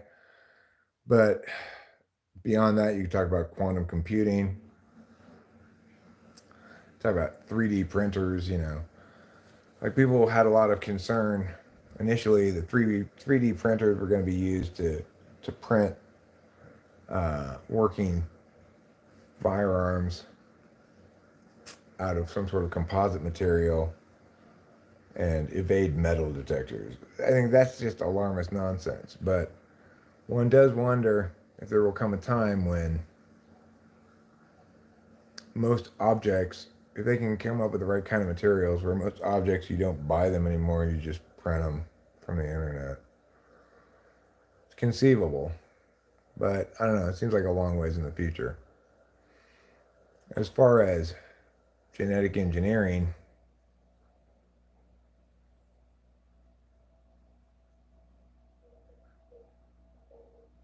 it's about pollinators. Bees are dying because of neon gnacca noise flies are a pollinator and the mosquito is a fly. We wouldn't have chocolate without a specific species of fly. So I actually started with the chatbot in the early 2000s. I got to understanding how AI works. I got my own AI I've been working on for years. Really.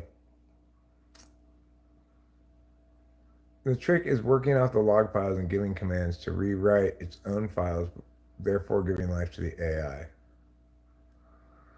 I need to prepare some mushroom tea. Lemons are the key. I mean, I think what you should do, it was like this, is do my trick, which is grind up your mushrooms into just dust powder, then put just a bit of water and make it to like a porridge consistency. Don't put too much or it'll get gross. And then you can spoon that up and plug your nose. You should plug your nose throughout this whole process, you don't smell it. And then you just spoon it, drink, and it'll swallow right down. Spoon, drink, swallow right down, and you're good to go.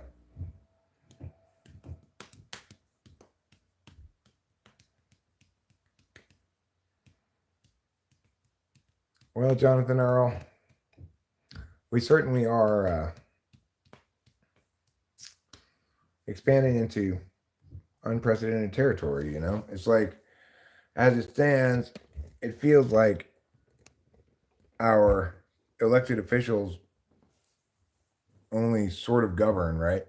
I mean, you've got somebody like James Clapper lying directly to Congress and getting away with it and continuing to go about his business as though no big deal. Uh, that's kind of crazy, you know. There needs to be civilian citizen governance. You know, citizens need to govern the country, not career Defense Department people, career intelligence community people, not defense contractors.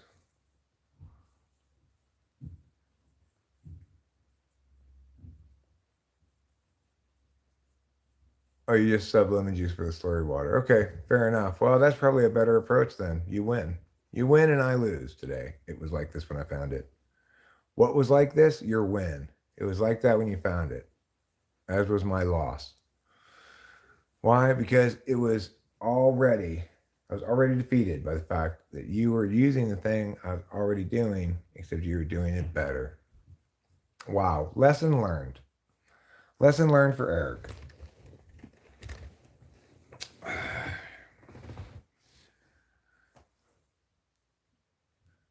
Oh, is this one of those kind of games where we all can win? How fun for us. Everybody's a winner in this game.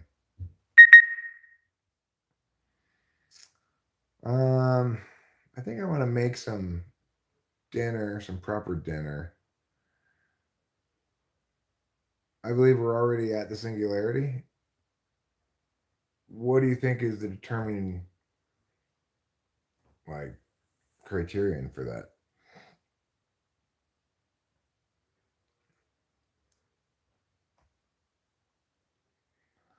The thing is, like, I can't help but guess that already right now there are plenty of people who have established some kind of macro whatever related to AI that creates bots of some sort that create fake Instagram accounts and attempt to gain followers, traction, whatever, you know. I think it's a little more difficult to do on YouTube, but I don't doubt that there are plenty of long form videos that are generated as in the status quo by, at least in part, by AI, either the writing or the finding of images or whatever. Jonathan Earl, you think we're already in the singularity? What are you smoking, and can I get your dealer's number? I'll use it next time. Thank you for that. It was like this when I found it. I gotta go to Oakland before I can do mushrooms again because I'm out of mushrooms.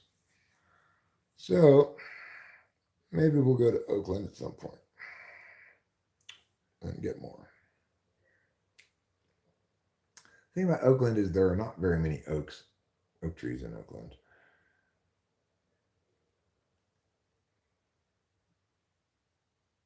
Math is the determining factor for everything. Well, I don't think it's the determining factor, but I think it's often often the most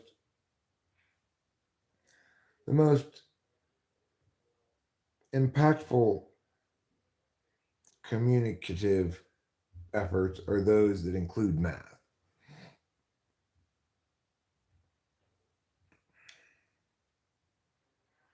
No, I don't really think so, Frank's Games. I don't think YouTube is a corrupted platform. Look, the thing is, I watch all kinds of different things on YouTube, and it is the case that YouTube is suppressing certain kinds of misinformation in the status quo. And I don't know if that's good, bad, or something else, but by and large, I believe in an algorithm that does what it's designed to do.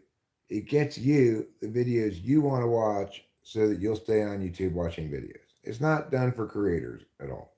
You know, the algorithm is not designed to be fair for creators or anything like that. It's designed to keep viewers watching YouTube as long as possible. And in fact, apparently, more people watch YouTube than watch Netflix or right? It's got an incredible amount of time of people watching videos on YouTube, including me and obviously all of you as well at the moment. So I was watching YouTube videos earlier, and I've gone through a few different kinds of videos in the last like week or so. I got into this one guy's videos. His name is, I think, Fat Electrician, and he basically does videos where he tells the story of some kind of like military raid, like SEAL team goes in and takes out Muhammad Akmalid or whatever, you know,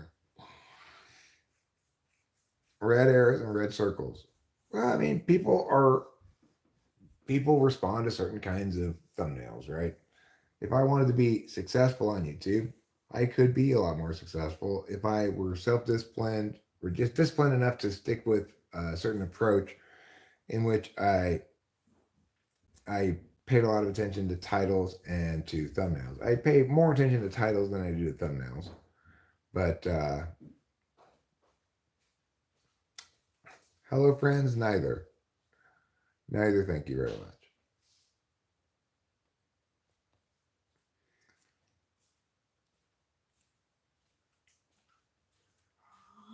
Capillo, you're sitting in the wrong spot right now. Oh yes.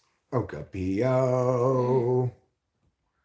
All right, I guess I'll put on this soccer game here in the background.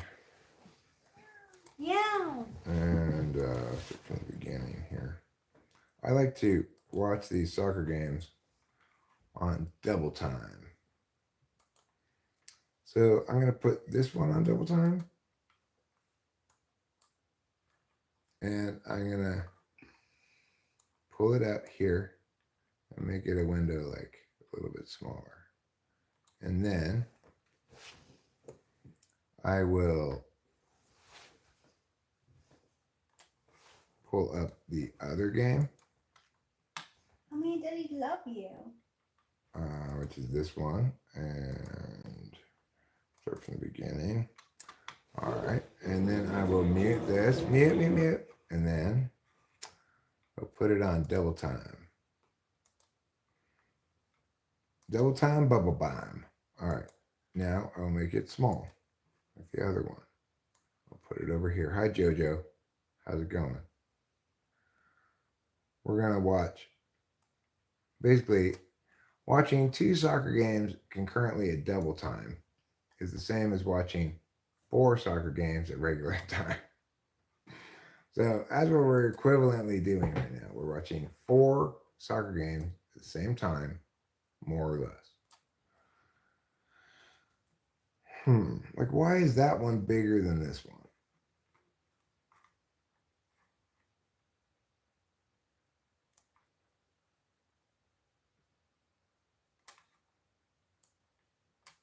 And the answer is I don't know why. But I think what I want to do is pull this one down all the way. No. All right, fine. That's good enough, I guess. So now I'll bring up the chat so I can see what you're saying. I also think I should start some dinner. I haven't really eaten much today. Soccer players are seriously the best actors in the entertainment industry. Well, it's like it's like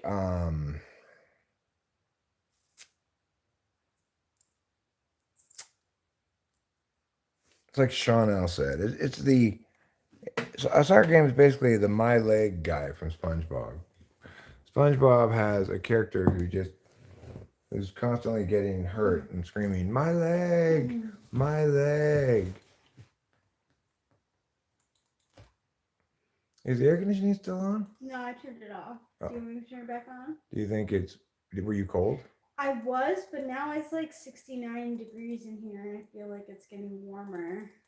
Yeah, I mean, I would like it to be on. I think I feel a little bit warm. Okay.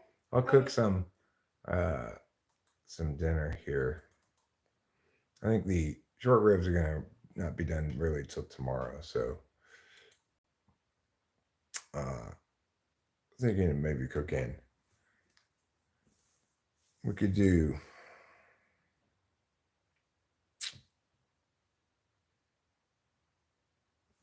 broccoli and spam fried rice. We could do broccoli and chicken fried rice. Broccoli and chicken, huh? Yeah, that sounds good. Yeah. All right. So let's get started on that. I think what I'll do is I'll pause these games. We've got Canada versus Chile. That's the official way to pronounce it. It's not Chile anymore, okay? And we've also got Argentina versus Peru. Those are the official ways to say it. You're not allowed to call it Argentina and Peru anymore because that's racist. You have to say Argentina. Oh, Argentina. Oh, sí. Don't cry for me, Argentina. You gotta cry for somebody else. Let's see.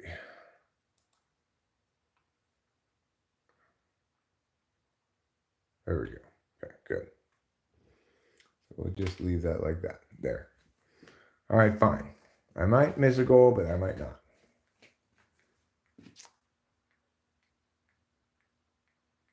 Here we go. Let me get my glasses so I can see what's happening in the land of the kitchen. We'll also turn on a light here so we've got a little bit more light in the room. Turn on a light over here. I'm thinking about even putting that third light maybe in that corner. What do you think of that, Rachel? What? Putting this third light in this corner. That would be nice. Well, it'd be nice to have a little bit more distribution of light. Okay. Argentina had a corner kick, makes nothing of it. Canada and Chile seem to be slap fighting, as is typically the case. Nice accent. Thanks.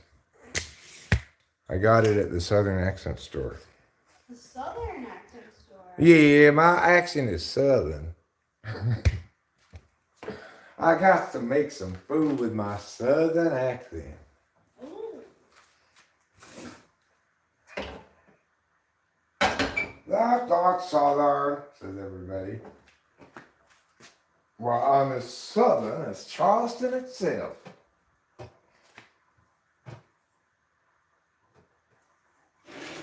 Alright. We get this pot right here. This pot is for rice. Sometimes deemed the rice pot.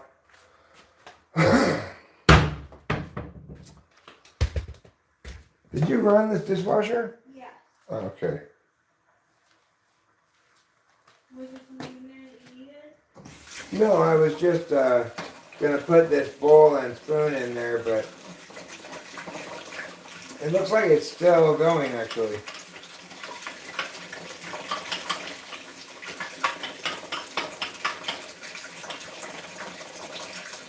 Okay. So, rice, right. Regular rice. Okay. I got this.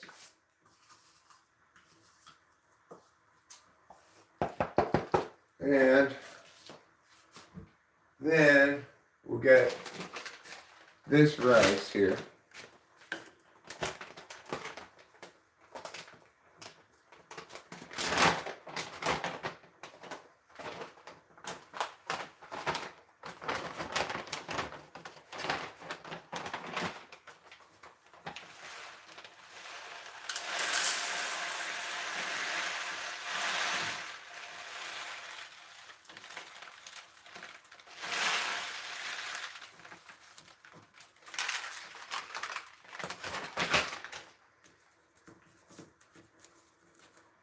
All right.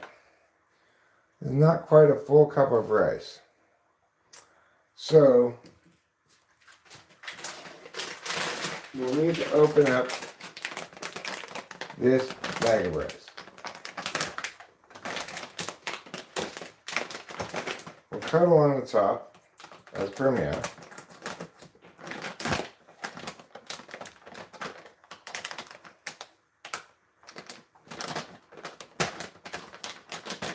Then we'll open up the Ziploc part and we'll pour a little bit of rice in there.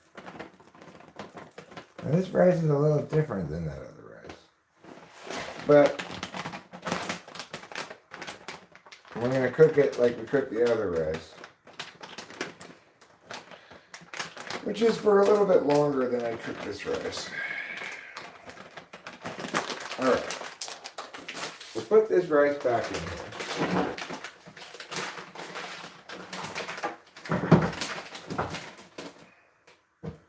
With instructions that it stay cool.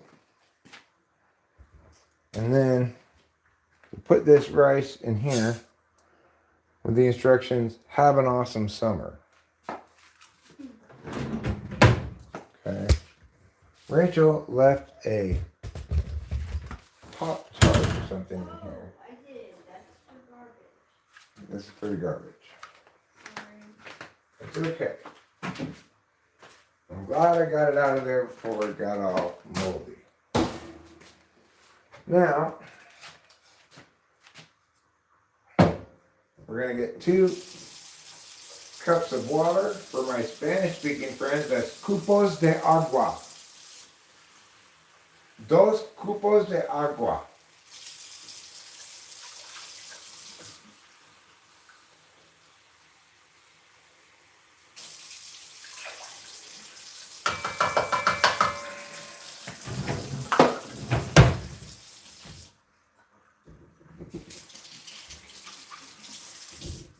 I don't know if I heard this joke or this joke was just inspired by something I heard. But I'd walk a mile to avoid using metric. Oh.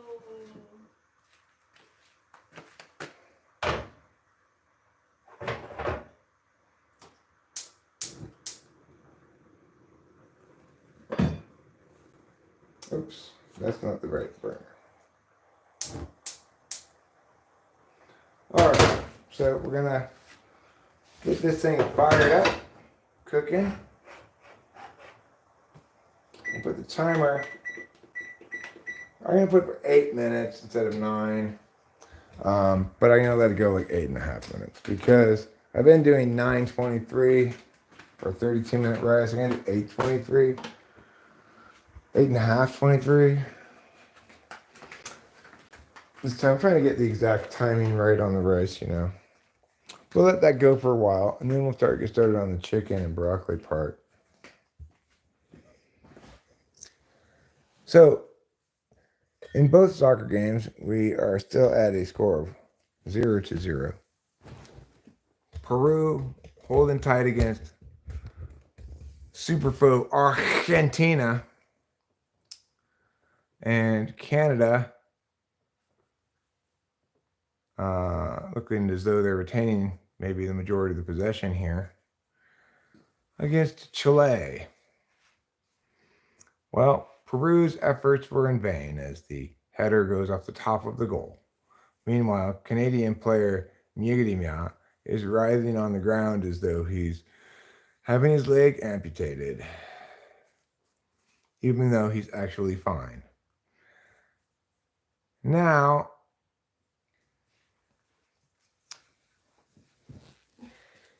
he's gotten up, yes.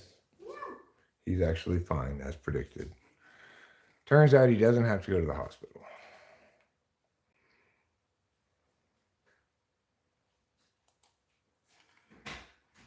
All right, see you later, Frank's Games. Have a nice day.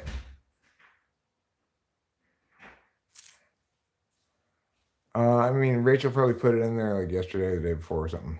What? The Pop-Tart. Oh, yeah, it was yesterday. Yeah, it was yesterday, that's why. Why don't you want Palestine to be free?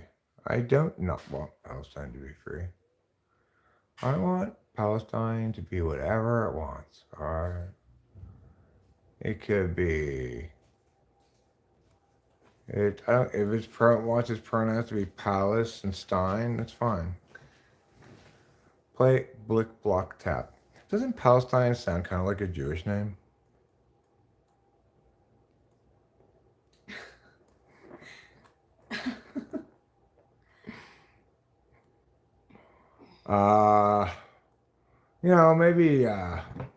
Maybe Guatemala. I'm opposed to human rights in Guatemala for some reason. I don't like their weavings. Yes, we only get whole milk, but we aren't gonna screw around with low fat or non-fat milk. I'm not playing Blick Block Tap yet. I'm not going to play Blick Block Tap. Does milk do a body good? Well, better than, say, plutonium. No, I'm sorry. I misspoke, Pepe Chatelet. I meant guacamole. It's guacamole that I don't like. It's different than Guatemala. I got it confused, understandably.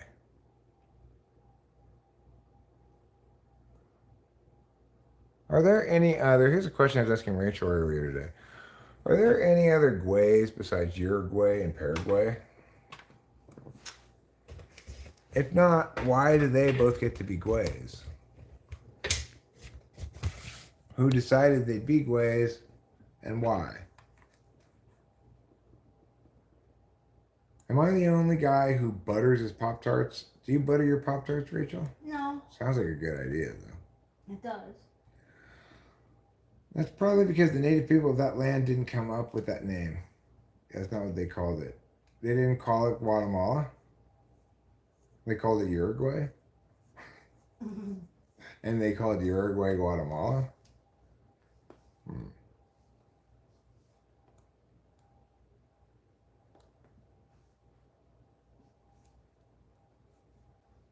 The world would rather watch soccer than deal with real problems. True that. I would much rather watch soccer than solve the problems in the Middle East. Watching soccer is comparatively easy. You misspelled hummus.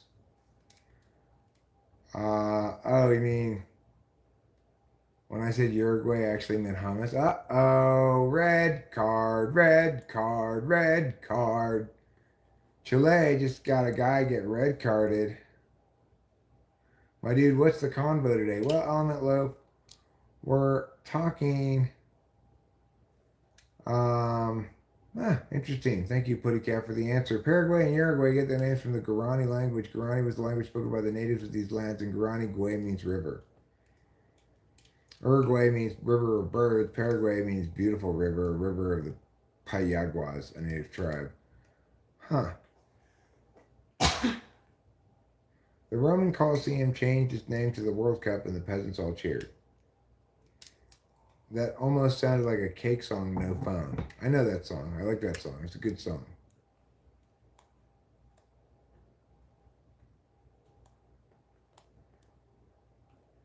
Do people in Chile make good chili? No, because they mispronounce it.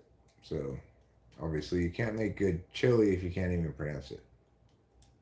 You think it's pronounced Chile.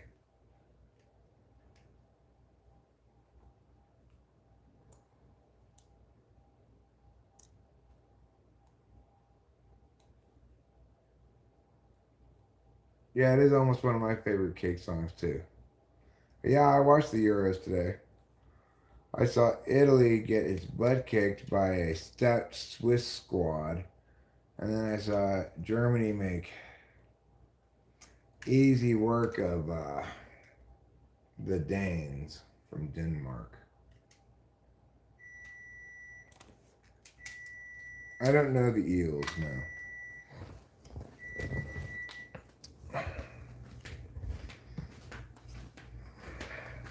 I'm going the distance. I'm going for speed. All right. I'll turn that down.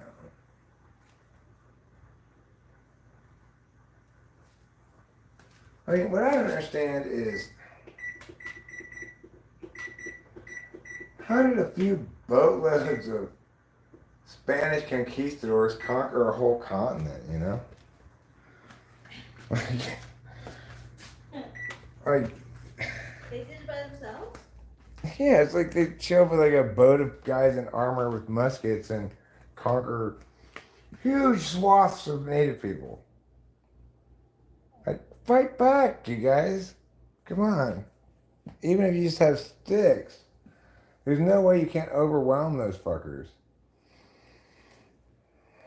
The Eels have many good songs, but one of my favorites is Not Ready Yet. Well, I mean, the song's done, but the song's called Not Ready Yet. Okay, I'll check it out. After I'm done with dinner or something, maybe. The disallowed goal and then the penalty with a kick in the balls. Yeah, that sucked. There was a good game until that happened. It went like 180 degrees all of a sudden, you know.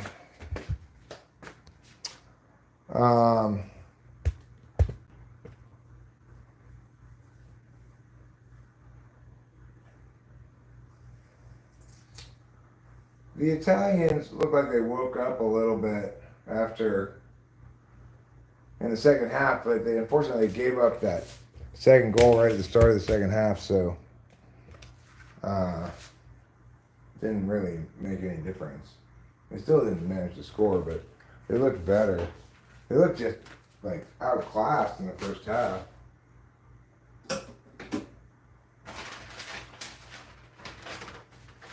That offsides goal, that goal that was disallowed for the offsides in the Switzerland Germany game.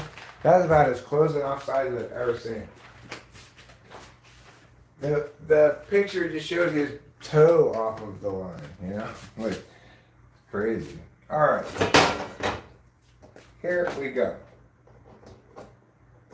It is time for us to make the other part of this.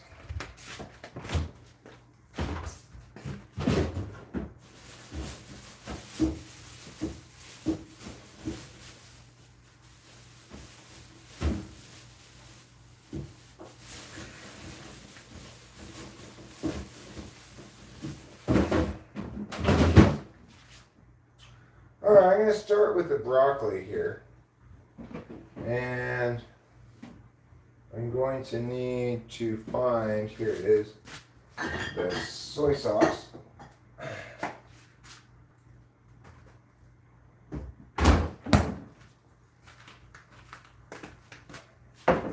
I think I'll open a white wine to cook with here. So let me go get that. You can come with me. Let's go to the liquor cabinet and get a bottle of white wine. I do need to put away the vacuum cleaner. I guess that can wait a minute or two. All right. White wine. This looks fine.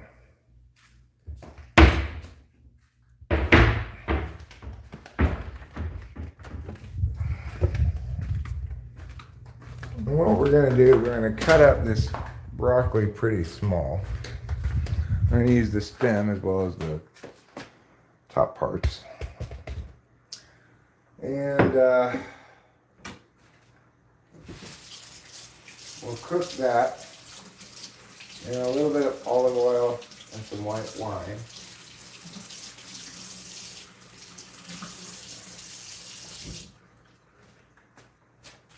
And some soy sauce, perhaps. Alright, so this we'll cut separately. These will break off first.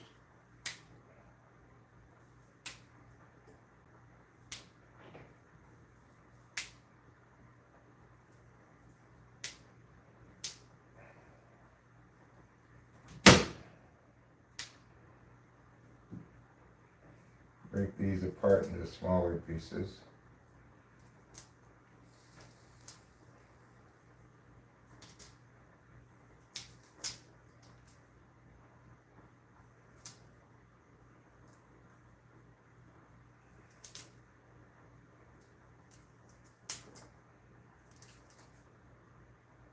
All right.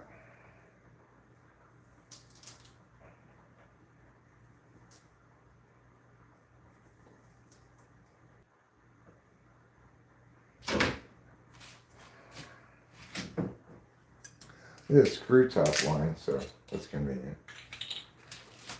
Put some white wine in here. Decent amount of it. And then I'm going to cook this part of it less than I cook these parts of it. I could just throw these parts away, really. This part's good if you cook it right.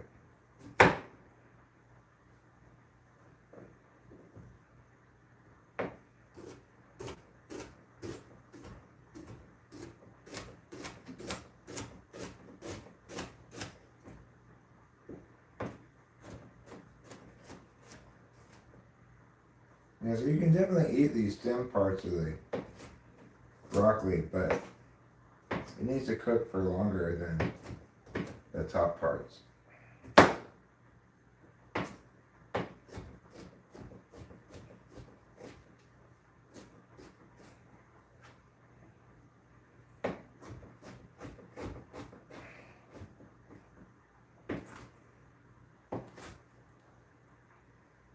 Okay.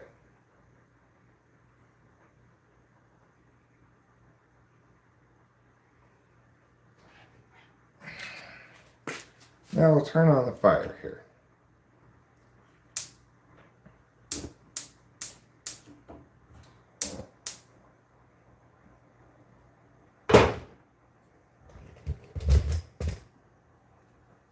I can smell the wine. We'll just put that in there like that.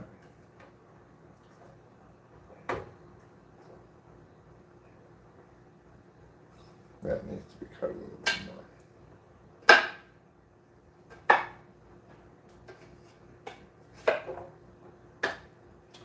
There.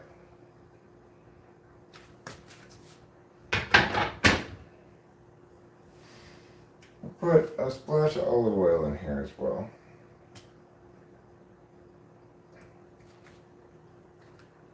A little bit of salt. Not too much, we're going to be using soy sauce. Get rid of this.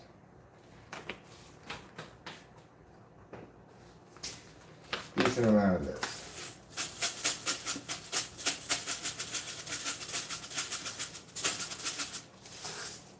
Alright, so we'll let this part cook for a bit.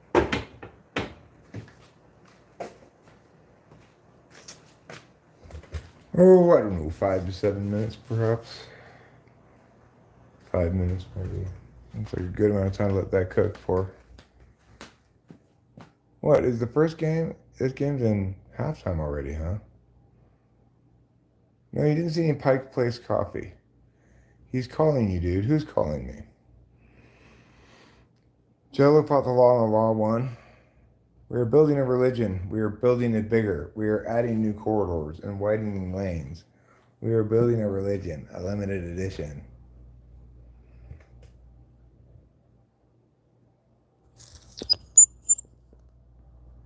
How much chips do these people eat? Where's the fresh produce?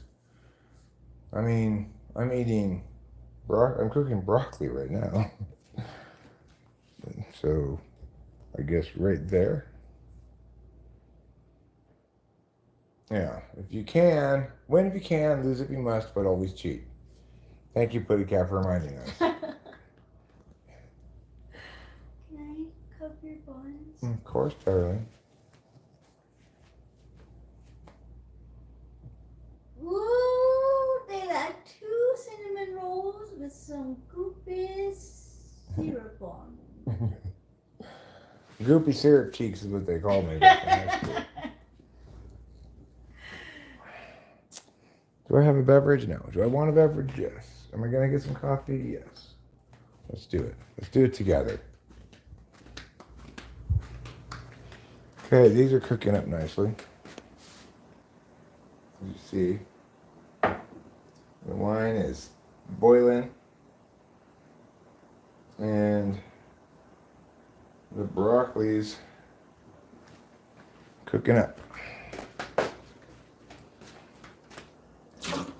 Meanwhile, in the crock pot, I've got some short ribs that are cooking. I was thinking maybe they were going to be meat all night, but now I'm wondering, it's going to be cooking up pretty good here. They might not need that long. Okay, so, right, coffee.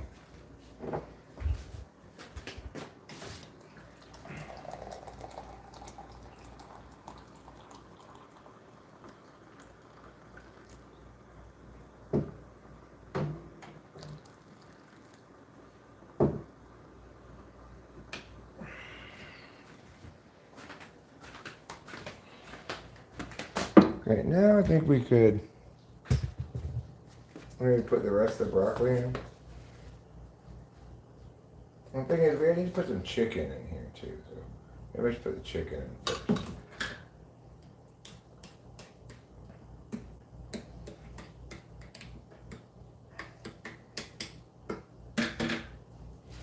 All right, let's get the chicken.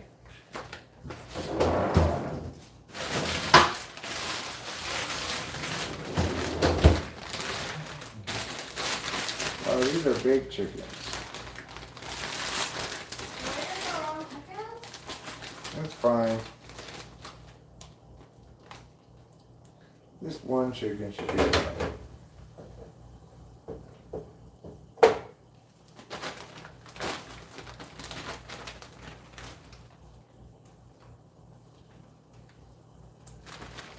Yeah, I think that chicken will be enough. So I'm just going to put one of these chicken breasts in there. Put the rice and the broccoli. I think that's the right ratio.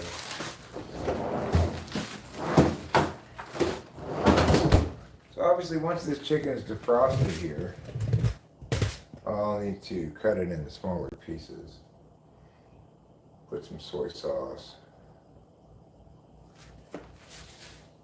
Then add the rest of the broccoli last.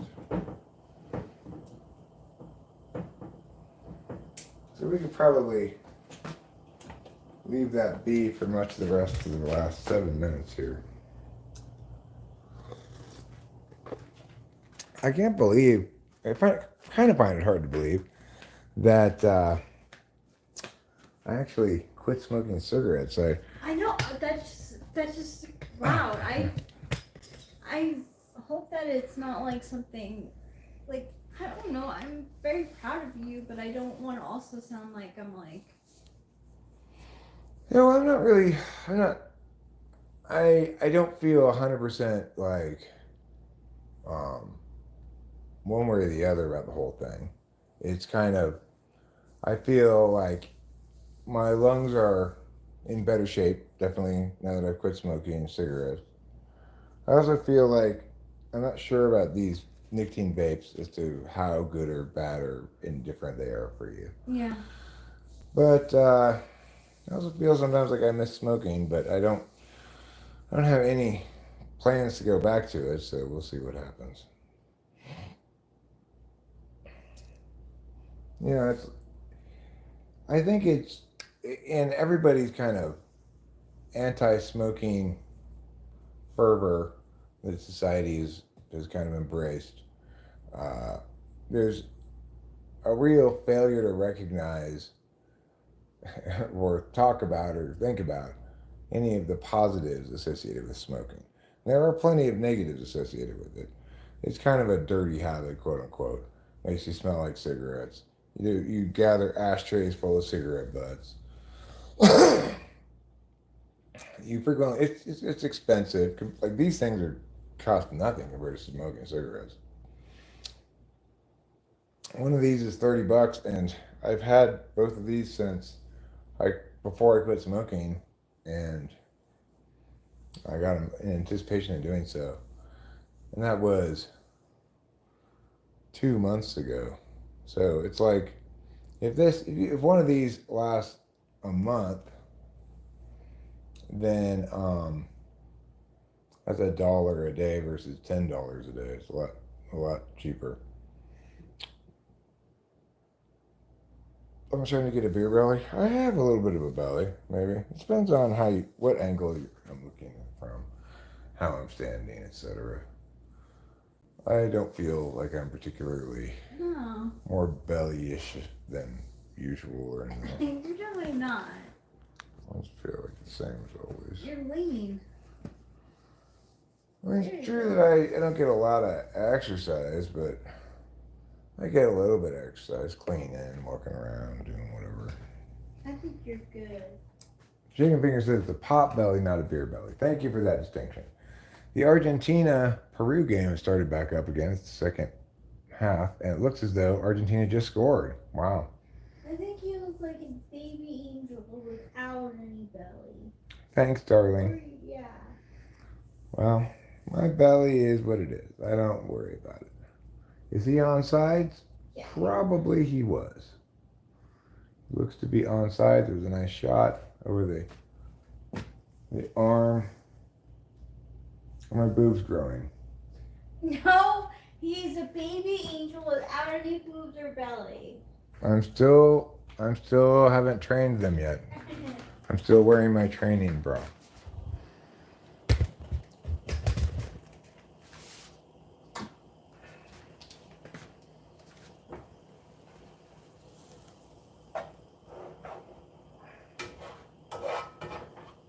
Okay. Let's add a little bit of soy sauce to this party.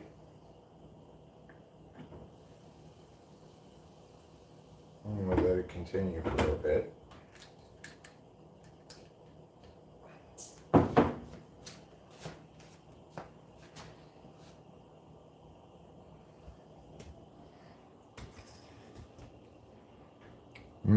This is going to be delicious, I tell you. I tells you, I tells you, I tells you, I says. I tells you, I tells you, I tells you, I tells you, I tells you, I tells you, I says. Vapes are at least healthier than setting on fire. That said, smoking is a social catalyst, limited utility by smoking conventions to facilitate meeting people. Well, I mean, Ozzy says you can actually threaten people over phone with the voice, man. I don't want to threaten anybody. The thing about smoking cigarettes is it got me to go outside a lot more. And it's an event, right? So it's like you go outside, you smoke a cigarette, you come back in, is this whole little event. And it creates and then fulfills its own desire, right? A little cycle of completion.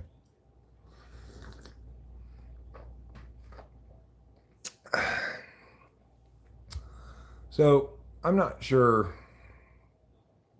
the extent to which people think vapes are bad for you. Putty cat, soon. All right, we're basically 1 or 2 steps away from doing it, and it needs to we need to get on it. But you know, we got the bathroom painted June 16th, so that was on the list of things to do before we rented it. And now I got to get drapery rod hardware, and drapes. There's no drapes in the house. So, thank you for reminding me. I mean, I've been thinking about it today. It's like among the things on my list of things to do potentially that I should be doing.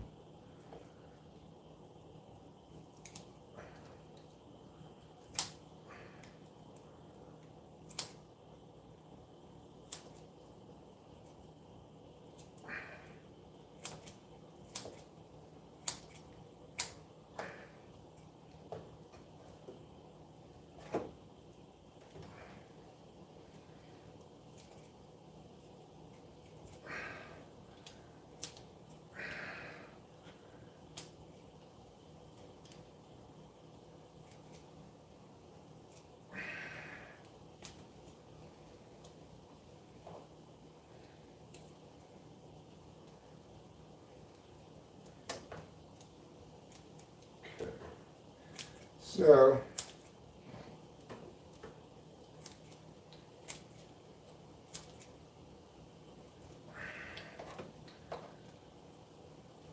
okay, and yeah, there,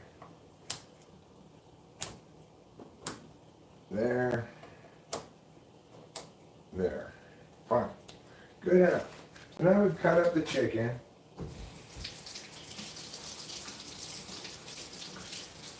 And we cooked down that broccoli stem.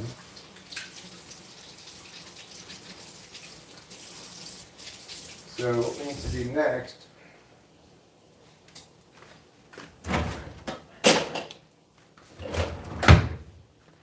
is get a stirrer. And the stirrer that I'm going to get in this instance is this stirrer here.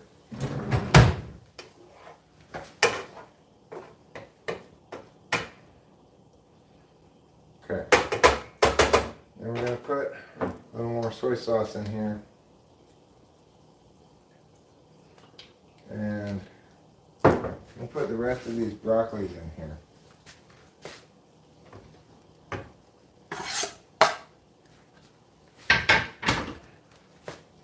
We'll stir this around a bit.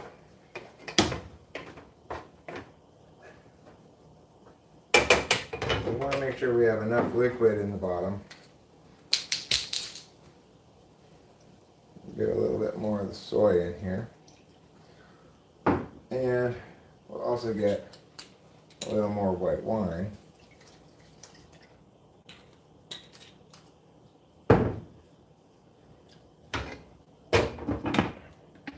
We'll put that on there for a bit and let that cook. This is going to go off in a second, that's fine. Put that in 5 minutes and I'll come back and check on it. Hi, Rap Hot Top. Oh, he really is. Sorry, your question mark after that confused me. Yes, I am making chicken and broccoli fried rice. OMG, Pops, you son of a bee. How you been? Well, user, I've been doing fine. Thanks for asking. And yes, indeed, I am making the chicken broccoli fried rice. Oh, yeah, you are. Classic of the ancient land called China/Japan. I'm doing as well as can be expected, given that I haven't eaten dinner yet. I'm watching 2 soccer games concurrently while also looking at your chat and cooking dinner. In the game versus Canada and Chile, Canada versus Chile, Chile is down a man. They got a guy red carded earlier. And Canada has not yet taken advantage of it as the score is still 0-0. Well, good to see you too, user. Good to see you too. Eric, how many hot dogs do you think will be consumed on July 4th? I don't know. Many millions of hot dogs, I would guess. Am I from Canada? No, I'm not from Canada. I am rooting for Canada in the soccer game in the Copa America, but I've got the Argentina Peru game in another window here, and I've been watching all the soccer games, Copa America and Euro.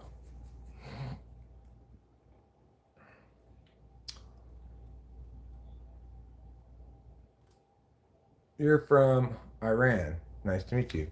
Oh, hello, Iran. Nice to meet you too. Uh, the answer is 150 million. There are 150 million hot dogs get consumed on July 4th. That seems about right.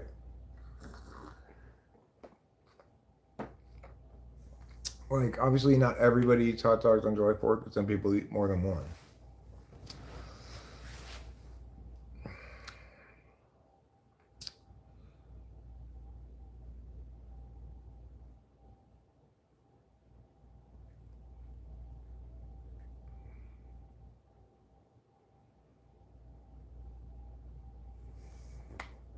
Okay. Well, I think I'm going to wrap up this live stream and watch some soccer, eat some dinner with my wife, and revisit the issue of what to do after dinner.